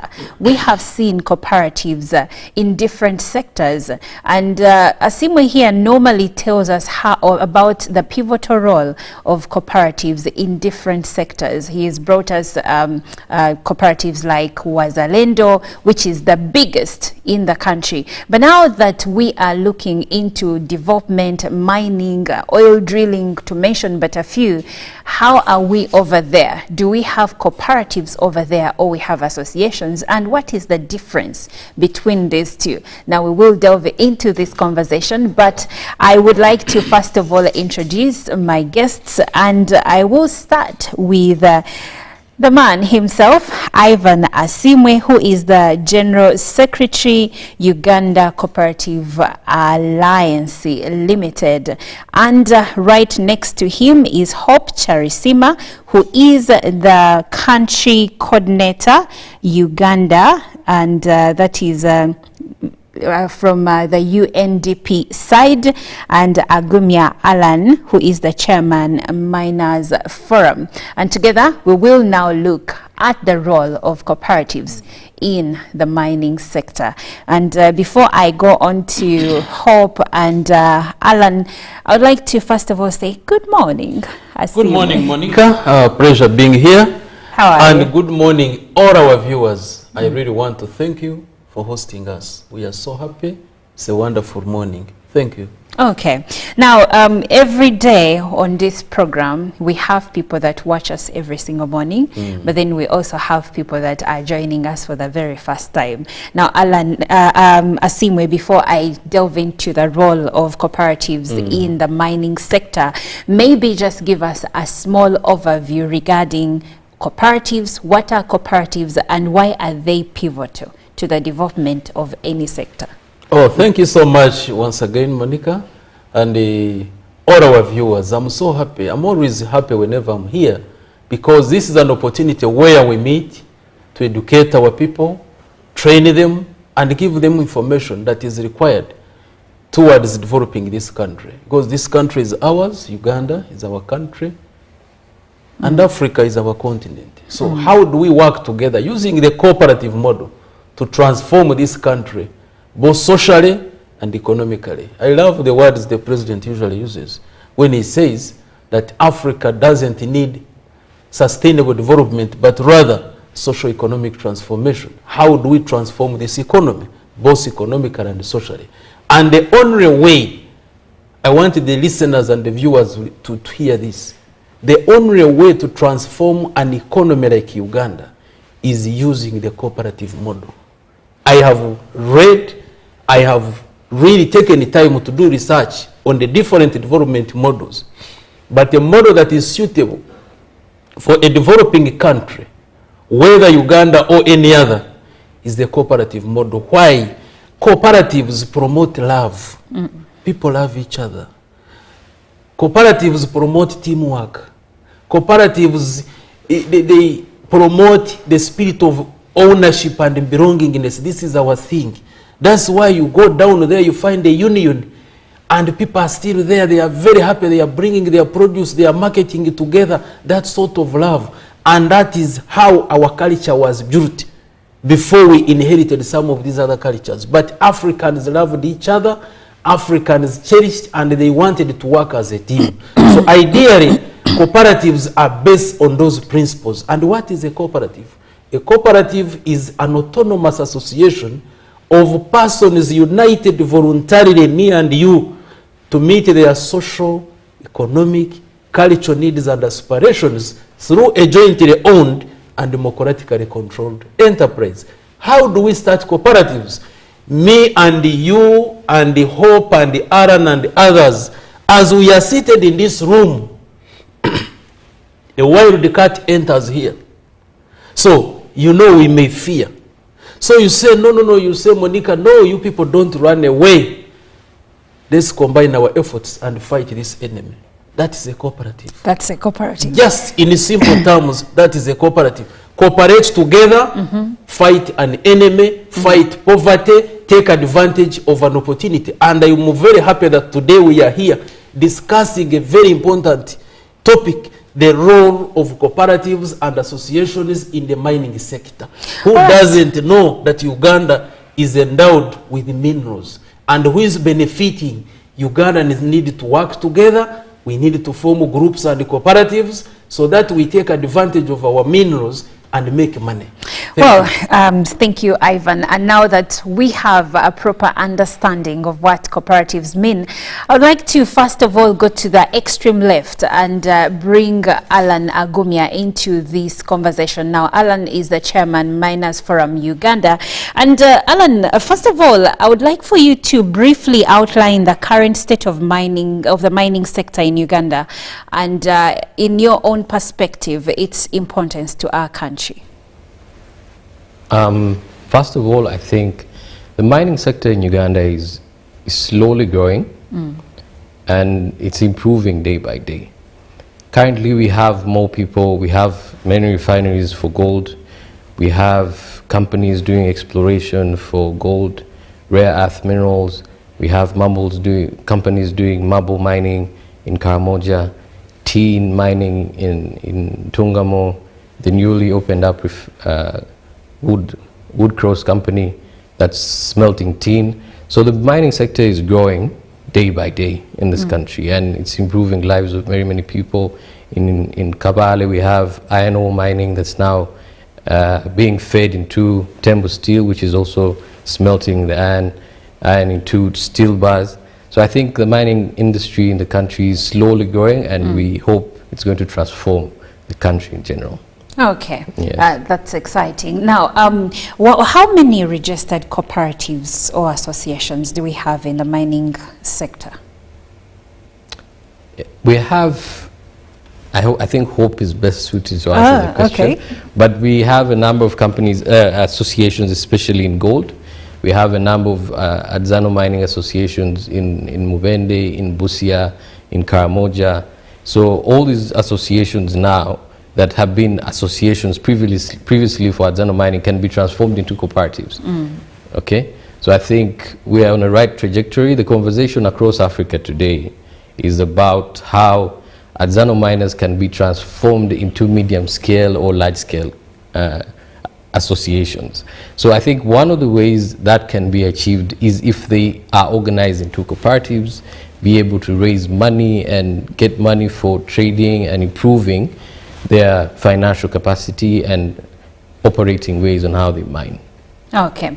Now, I also have Hope Agumya, who is the country coordinator, that is Uganda, and also Africa, Caribbean, and Pacific group of states that is under UNDP. Now, Hope, first of all, your title is a mouthful, and that gives me comfort because it makes me understand that any questions that I have, I will get the proper answers. Now, first of all, could you elaborate on how UNDP supports the formation and growth of mining cooperatives and associations? Yes, good morning, viewers, and thank you, UBC, for having us. It's exciting to talk about this topic of cooperatives, and also in a way to highlight the work we've been doing as a UNDP in Uganda, together with our partners, the SCP and the EU Development Minerals Program. In terms of the question you've asked, I would like to come at it in a way that, first of all, echoes what Ivan talked about. You know, there's an African saying that says, if you want to go fast, you go alone. Yes. But if you want to go further, you go together. So what we've realized is the benefit in being organized and in cooperating. There's a good, strong economic argument in terms of really resourcing, combining our economic resources and abilities and actually also combining our vision and aspirations to really achieve a lot of Uganda's development aspirations. Also, like colleagues have alluded, there is a lot of mineral wealth in Uganda. I think I will not belabor that, but you also notice that a lot of our mineral wealth is well distributed in the country. So there is a lot of opportunity in mining, and also we realize that instead of people doing it alone, it is better they are formalized, and that is the first step I wanted to highlight. When you formalize, you get a legal identity. And when you get a legal identity, you're able to pool resources, you're able to mobilize savings, but you're also able to access more financing to actually invest more in the right technologies and equipment you need to mine better. So that's one of the benefits I could really discuss in terms of how best people are actually coming together to make sure that we avoid a lot of wasteful mining.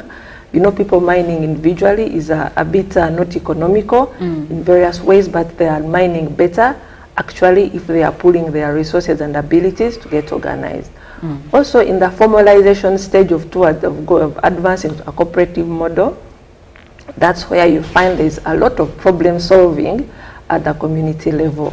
We've seen people able to really streamline their operations and able to engage better and comply with the laws and plans that government has to make sure that they are operating in line with that kind of provision. So that's what I could really break into in terms of that, and the benefit of really that cooperation that might come to make sure that at least people are able to align to opportunities, access more opportunities, but also definitely do much more together. Okay. Yeah. Now, Hope, when it comes to adopting a cooperative model, are there any programs that UNDP has put in place so far to get to this point? Yes, UNDP implements the National Development Plan of Uganda in every sense. So what Uganda puts together as the development priority and aspiration is what UNDP actually does. And also UNDP, alongside our partners in the SCP and EU, we really make sure that we implement things based on evidence. So for instance, in our work, we had to develop research and literature that tells us the profile of the mining sector, who are the actors, what are the issues, what are the opportunities. And remember, we are trying to promote also local and international investment into mining. So we had to go into the value chain analysis of some of those minerals. So based on that evidence, which really culminated into a baseline study and value chain analysis of a segment of minerals called development minerals, we were able to quickly inform the work that really looked at Uganda updating its mining policy to formalize artisanal and small-scale miners, but also to lend our technical support. If you notice, Uganda has a new and forward-looking mining law. We supported that effort on the consultation and actually the presentation of that law that now takes care of artisanal and small-scale mining towards large-scale in a comprehensive way. There are very clear provisions on the licenses, but also on the responsibilities of all players in the local value addition of our minerals. So UNDP has really provided the evidence and technical support to really make sure that the sector is well organized. Another aspect, we don't stop at that, we also invest in the planning. So with the SCPE Development Minerals Program that UNDP implements, we've been able to develop a very robust and multi-stakeholder strategy on formalization of the mining sector in Uganda that is available for everyone. And in that document, we actually prescribed well-researched steps in which miners can organize, formalize, and also be able to culminate into mining cooperatives with all the benefits that Ivan shared. Lastly, we invest in people as UNDP. We are all about inclusion and leaving no one behind. So we have invested extensively in training, which is very important. How do we leverage our experience and expertise to train and sensitize and build capacities of these miners to understand the law, the policy, but also take mining seriously as a business, right? Because mining as an economic activity is not enough unless you take it as a business seriously, you plan for it, you're able to manage your finances, and you're able to also transition So not everyone should perpetually stop at small scale mining. How do you advance through those stages for better livelihoods? So we've trained many Ugandans in terms of that aspect, but not before even we go far, we had to complement that kind of support into the health, the safety, and environmental aspects of mining. Because also we are all about sustainability. How best can you do mining as a business, but take care of the environment? You must not harm ecosystems, wetlands, leave open gaping holes in the name of extracting a mineral. How do you restore and preserve our natural resources for the future? So really we have really invested in over 25 districts to train miners, support local government officials and business enterprises in mining to mine better, more efficiently, but overall also sustainably, so that we also do not compromise Uganda's natural resource and future. Well, thank you, Hope. Now, I would like to come back to you, Alan, as the chairman of the Miners Forum. Let's look at economic impact and empowerment. Now, when we get to the cooperative model and it is well executed and there are now cooperatives, you already mentioned we have associations in the mining sector. How would cooperatives impact the income levels of miners in the areas where they operate? First of all, I think cooperatives can help miners mobilize funds. That's one. And I think one of the ways that cooperatives can be of substantial impact to miners is if we do tailor-made solutions for mining communities. When it comes to gold mining, the needs and requirements for gold mining are very different from the needs and requirements for artisanal mining in iron ore in Kabale or even in limestone in Moroto. So I think we need to make tailor-made solutions for these associations that we are planning to transform into cooperatives so that they're able to feed the needs and requirements of those particular minerals they are trying to mine. Now, you'll find that the mindset, the biggest issue we need to deal with as we transform ASMs, artisanal and small-scale miners into cooperatives is the mindset. Because the mindset of a gold miner is primarily very different from the mindset of an iron ore miner. Gold mining is extremely risky when it comes, and also base metal mining when it comes to tin and wolfram. These minerals are very, very risky in terms of mining. The safety standards need to be improved for miners to be very sure that they're going to come out of the tunnels as they mine.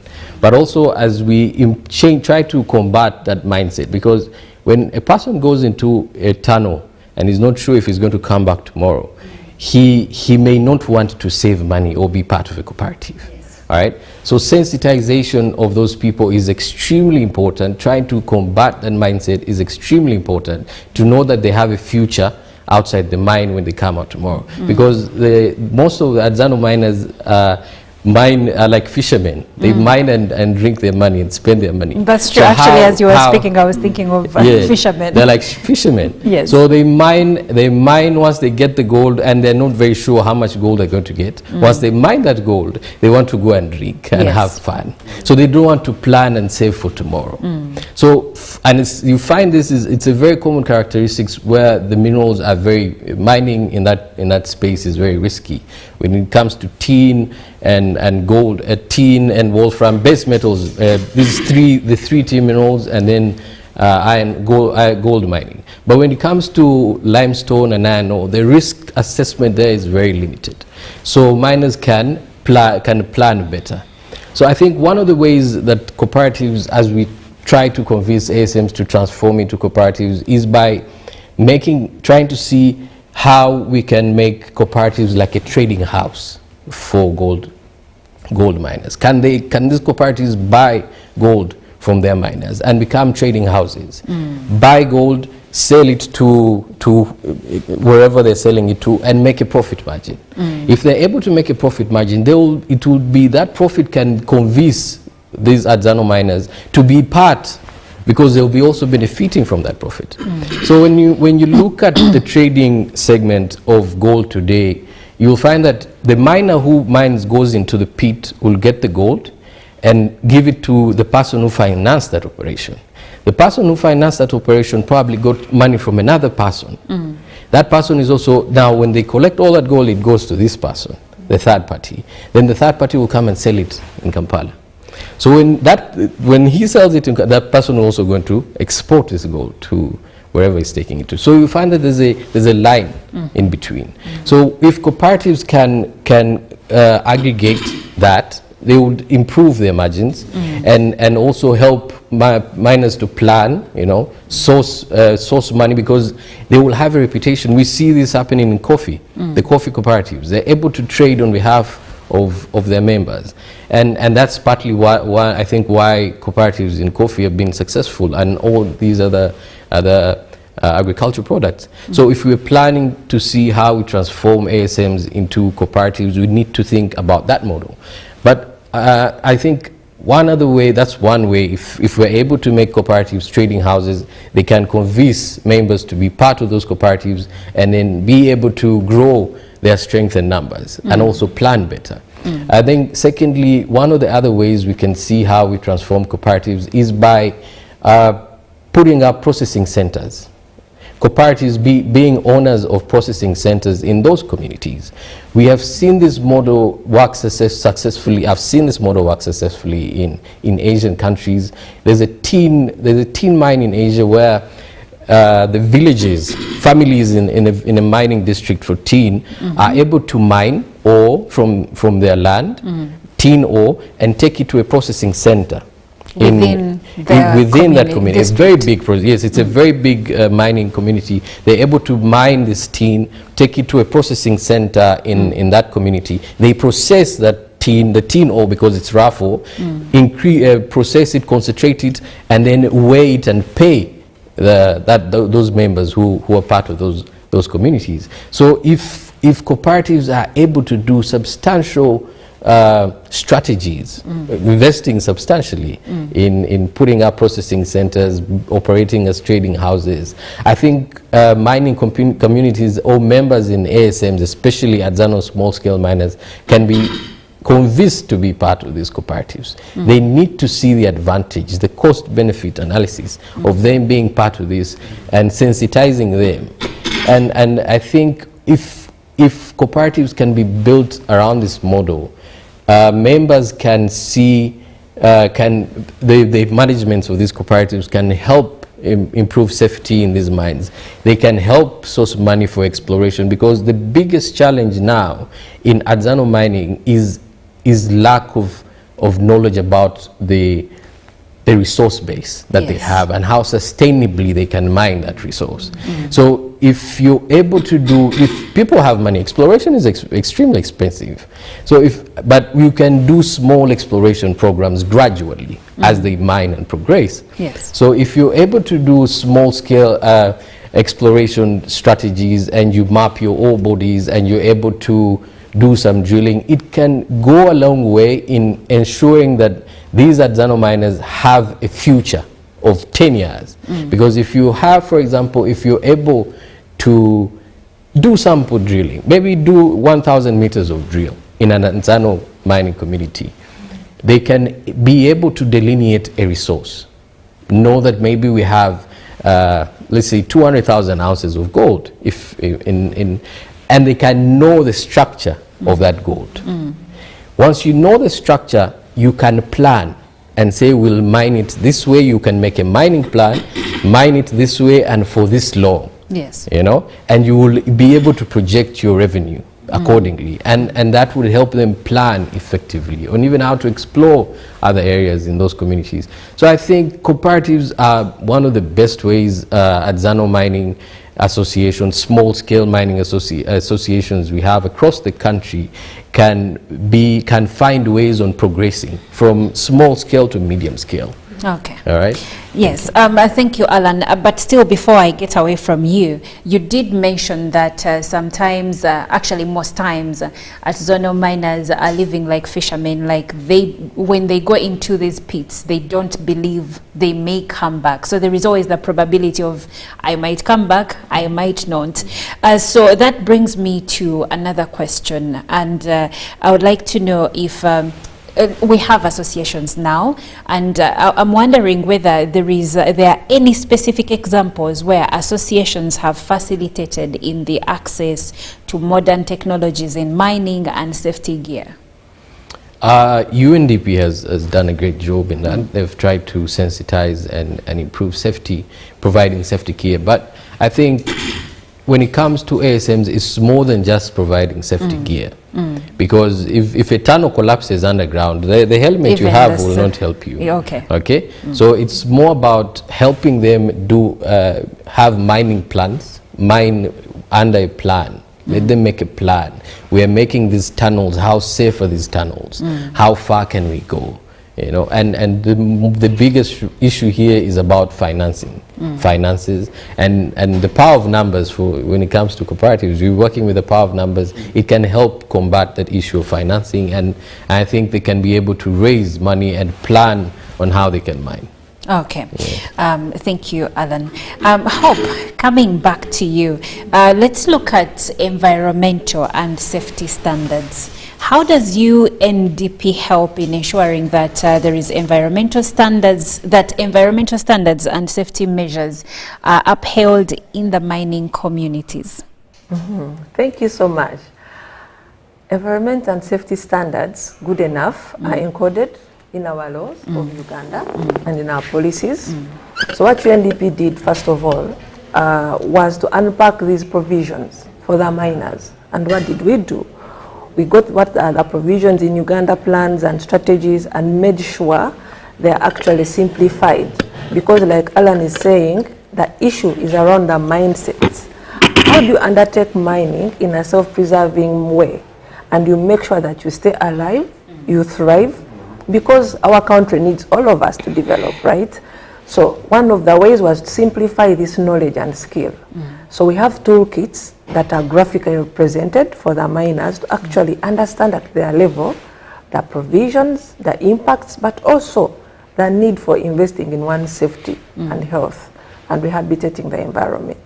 And after simplifying it, we worked with our colleagues at the Ministry of Energy and Mineral Development to sensitize on sites what these provisions are, but also give people the tips and the skills to actually implement these provisions.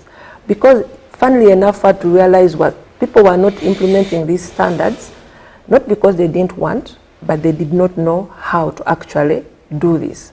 So UNDP also made sure that there are experts from our government counterparts who are able to actually go on the sites and support these miners to transition from unsafe to safe mining. So in a way you find that people are able to mine safely, but also invest in actually their own safety and environmental provisions. I can give you an example of a quarry in Tororo. Yes. Because of our work, they use a lot of wood to really generate heat for some of the stone crushing and all that. But because of our work, they were able to actually understand that they needed to invest in reforesting the area around their mine and on their quarry. Because as much as you're consuming wood, you have to replace that. Second, UNDP has actually had investment in transitioning people from that kind of harmful practice. We give alternatives. For instance, when we mechanize, you're able to extract bigger chunks of these minerals, process them mechanically, and then you avoid harming the environment in the process. The third bit was on the skilling, on the restoration. You can't mine and walk away. We also had very bad examples where people's animals were falling in pits, where you have lives lost, where you have lands degraded. We've had a lot of conflict, especially when you look in sand mining, yeah? Yes. There's a lot of contention around sand mining, and how it destabilizes fish populations. So as you mine, you're destabilizing the livelihood of the fisherman. Yes. If it's unchecked, if it's not regulated, then there's a problem. You even end up with conflict over those livelihoods. So as UNDP, we decided to make sure that our local government officials and counterparts, together with the Ministry of Energy and Mineral Development, are able to really train and support the people in the mining sector along the value chains, by the way. Beyond the harm coming from the mining site itself, how you transport, how you process these minerals also has that impact on the safety, on health, and on the environment. So how do we make sure people are aware and are skilled in doing that? The last bit I could share is on the model mining site. I think you've heard what Alan talked about. Yes. But people learn best by seeing. True. If you're teaching them restoration, is it possible to pilot a site and show how people this can be done? So UNDP has invested through grants and training so that people are able to see what actually possible transformation and protection of the environment looks like. And on the last bit maybe is on the communication and information out there. The more we talk about these issues, the more people realize the interconnections and linkages between our actions and the big picture on the environment and safety. So also as UNDP, we've been working well with the ministry counterparts to make sure we are also putting out information in all ways and channels that people can understand the actions possible, the results that we can achieve, but also in terms of bringing in voices from different parts, even for the continent, to understand how other miners in other countries have been able to achieve that kind of result for themselves. So we've really diffused the information in an easy manner. We've sensitized a lot and trained people, but we've also gone ahead to invest in some sample restoration sites so that people can understand how actually it looks to mine safely without harming the environment. You're making money, but preserving the country for the future. All right. We are delving into the role of cooperatives or associations in the mining sector, and I am speaking to Hope from UNDP, Hope Charisima from UNDP, and Alan Agumia, who is the chairman Miners Forum. Now, I also have Ivan Asimwe, the man that is very, very passionate about anything and everything to do with cooperatives. So you can join the conversation through WhatsApp number 0709-602-592. You can also send a direct text message if you cannot access WhatsApp. Please leave your name and where you're texting from. I already see a few comments coming through and I will be able to share them, so please keep them coming. And coming back to you, Mr. Asimwe. Different sectors have different challenges, but now looking at the mining sector, there are challenges they have, and these range from funding, regulatory support, and market access. With the cooperative model, how would these problems be eased? Oh, thank you so much. You know, when Alan was talking, I was looking at our beautiful country, Uganda. Yes. And our gifted continent, Africa, with all these minerals. My question goes back to the education system. Why wouldn't Uganda have a subject on mining? These are minerals, this is how to do it, this is how to make money. Don't we have any even at university? It's not there. Even at university? I would be very glad at the university if we had a faculty of mining, because this is an opportunity. That's right. But we are doing certain courses that are not bringing money. That's why there is unemployment in this country. People are educated, but I am with no telling jobs. you, Uganda is a gifted country, a part of Africa. Now, besides that, I want to thank UNDP, because this is not the first time when they are coming in to support cooperatives. I want to tell the viewers that in 1990s, UCA worked with UNDP and they established the village banks, which village banks transformed into savings and credit cooperative organizations. I don't know whether you knew that, Monica, that it is because of UNDP, with their strategy of financial inclusion, that we were able to start these bigger circles you see in the country. Talk about Wazalendo, Chamuhunga, Yamujungu, Moyo, Kotido, all those, they were started with the support of UNDP. So on behalf of cooperatives, Hope, I want to thank UNDP. You have always supported the cooperatives. Cooperators outside there, this is a very big opportunity for us. You know, we can diversify like I saw in Germany. You will find the cooperatives in Germany, they are in energy, they are in water, they are in fertilizer, they are in everywhere. So you may be a cooperative, for example, in Buweju, where Aaron comes from. You are in a tea, but actually you can also diversify into mining and you make money.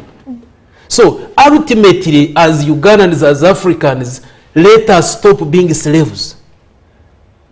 You heard that statement from HE.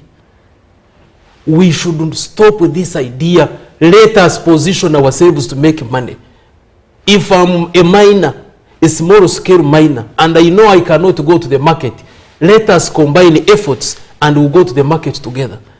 Why should we go through a middleman? That's why they are called middlemen. They are kayungirizi. There is someone in the middle who is waiting to make money, but forgetting there is someone who is risking his life down in the tunnel, who is not even sure whether he's coming out. That's why Aaron was saying they behave like fishermen, because he's not even aware that tomorrow he'll be there. So instead of saving, he wants to eat everything. So why would someone be down there risking his life, but the middleman is now at Kampala Club enjoying, waiting to exploit the other one? He makes money and you remain poor. We need to open our eyes and our ears so that we make money. And how do we do this? The cooperative model. How does the cooperative model help these people? One, it helps them to acquire better technology. Instead of going there using firewood like Hope was saying, you now adopt technology, because one by one makes a bundle. When you come together, you become a critical force. So that is one thing. Secondly, mindset change. There is an opportunity for training, and this is what Hope is doing, and that is what UCA is coming in to do. Mindset change. I will give an example. When Wazalendo was being formed, it was supported by UCA. And I had the time with my predecessor, because by then I was the general manager of a circle. So they came to UCA. In fact, it is UCA that invited the soldiers, the CDF by then, and the team. So they came to UCA. And in their discussion, one of them said, do you think these soldiers will save money? They will not. We know them, they will not save money. The way we are discussing here. Yes. So we said, no. UCA said, let's give it a try and see. And we actually discovered that the soldiers are the ones who are saving most. That is why Wazalendo is the largest circle in the whole country. That's true. So ideally, we can have the same in the mining sector. For us, we may be here thinking that these people are like fishermen, when actually the problem is not the mine, but the problem is the avenue to save. So the moment we mobilize them and they are able to save, you can find these miners having the largest cooperative in this country. So let's not work on assumptions. Another one, like Hope mentioned, there are conflicts, because there are so many. So conflicts always arise. However, if they are aggregated and supported to form cooperatives, then as Uganda Cooperative Alliance, we support that area. That is our legal mandate. Section 73 of the old Law Cap 112, and now it is Section 142 of the new Law Cap 107, which says that the board of Uganda Cooperative Alliance shall arbitrate in case the procedure has been followed, or subsection 5, which requires the General Secretary to appoint an arbitrator. Then they also mentioned the issues of policy.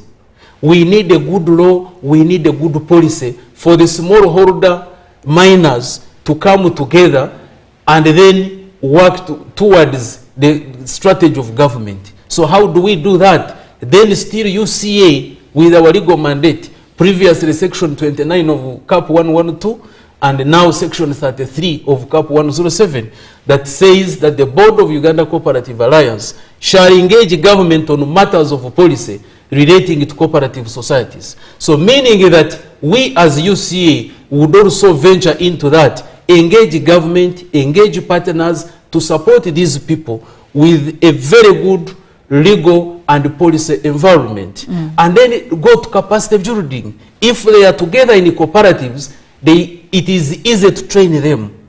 And that is why I want to appreciate UNDP, because UNDP has invested a lot of resources in this area to train our people. How do you train people? How do you change their mindset? Then tomorrow, because ultimately, for them, UNDP, and even us as you see, and the whole country, we are looking at improving the livelihoods of Ugandans. How do you do it? Then it is through training, information, and all of that. So we are really so grateful as cooperators. So cooperators outside there, we really need to look beyond. What we are discussing here is not something that is starting in this country. You go to Europe, go to Germany, look at the miners in Germany, they are in cooperatives. Go to France, go to Italy, go to Portugal. Then from there, go to Spain. Then you go cross over to America, you go to Brazil. You go to Asia Pacific in Korea. You come to Africa here. You go to Kenya, our neighbors here. Tanzania, you go to Zambia, you go to South Africa, All you of go them to Ghana, have you go cooperatives. to DRC.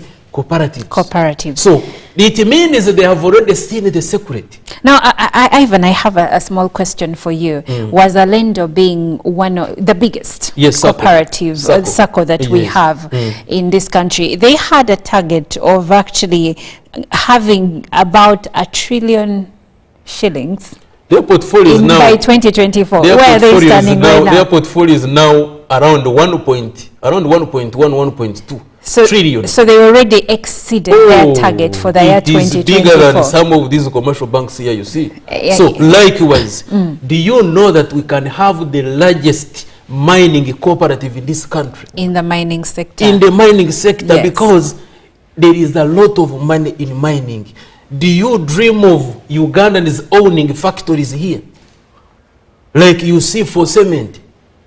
So bring them together. Alan did talk about processing in some countries where they have districts have processing plants within, and I think that's very key. It adds to what you're saying about having industries within the mining sector. Now we are coming to the end of our conversation, and I would like to get parting remarks from Alan.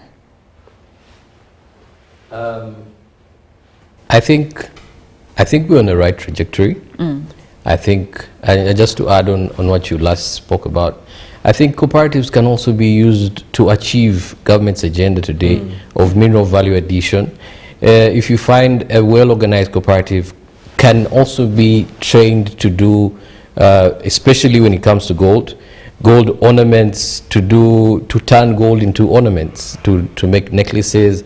That alone improves the profit margin of gold by almost 10 to 15%, and that's a very good margin to make money and a very good incentive that would make cooperatives look very good. So my parting shot is that I'm appealing to UCA to move faster on this. That's one. Two, try to advocate for incentives for Adzano miners who are working under cooperatives. What are they going to benefit? Are you going to give them tax incentives? Are they going to, what are they going to benefit once they transform from ASMs into cooperatives? I think you need to sensitize ASMs or Adzano miners on this aspect so that they can quickly transition from being ASMs to cooperatives and start saving and doing better things for the country.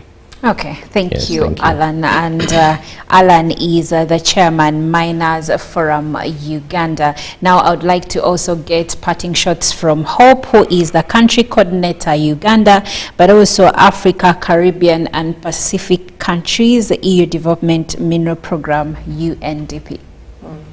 Thank you so much. This has been a great reflection and conversation. Parting shots, one, I must also again go to evidence. You know, when you invest in research, it's best to communicate and use it. So this baseline study I've been talking about is online. I would interest people to look at it. One of the things we found out when we did the baseline study and value chain analysis of development minerals in Uganda, we noticed that women make 44% of that sector. But inversely, they deploy the same labor, but earn almost 60% less than their male counterparts. And we found that the difference was in the natural ability to produce some of these minerals and mine them. But also we noticed that technology was a game changer. So my first parting shot would be around technologies. UNDP, we have worked well with the Ministry of Energy and Ministry of Trade to actually formalize over 125 associations already, registered as at district level up to Ministry of Trade actually. So UCA, please pick those up and see how best you can grow them in collaboration with Ministry of Trade. But secondly, access to technology. When we talk of local value addition, it's not going to come when we are doing business as usual. So how do we make sure that people have the access to the right technologies to deal with the inequalities I've talked about in terms of benefits of men and women, but also in terms of actually meeting the local value addition aspect. And the second last point I want to make is around financing. So most of these formalized associations had one ask from us. We need access to money to actually get these technologies. But we found that financing that is available on the market right now is very expensive for a lot of the mining groups and associations. We just had a conversation last Friday about de-risking financing. How can government come in and establish these funds, you know, to really actually put money in financial institutions to avail cheaper capital to a lot of these organized mining groups. So we need more investment in that area to de-risk this financing, to avail a lot of affordable money onto the sector. My last point is on sustainability. Everyone listening to us, please, we cannot mine at the cost of our future as a country. As much as we are doing business, we must make sure it's inclusive, it's equitable, but also sustainable. And if you look at the nature of financing, it's tied a lot to our practices of mining sustainably. So we must learn and adopt and implement a lot of the provisions that help us to mine, but in a safer and more sustainable way. Thank you so much, Hope. Now this is where our conversation will end. Thank you so much, Ivan. You're always a beacon of hope and light because you're always teaching us and educating us about cooperatives and why they are important for all of us as a country. And thank you, Hope and Alan. I have learned a thing or two. I had comments that came through, but due to time, I wasn't able to share those. But yes, let's keep the conversation going. The hashtag is UBCGMU, and the show continues.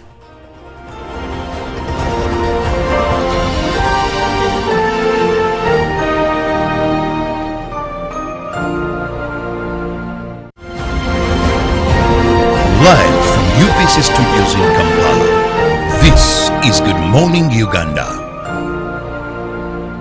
Pick of the day on UBC. Every Wednesday, 10 p.m. on your public broadcaster.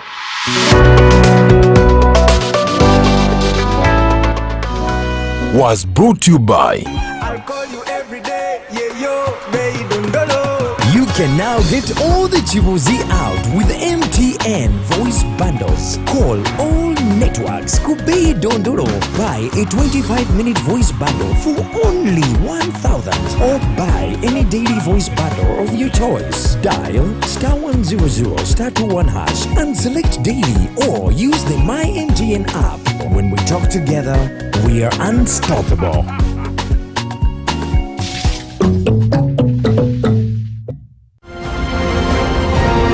Live from UBC Studios in Kampala, this is Good Morning Uganda.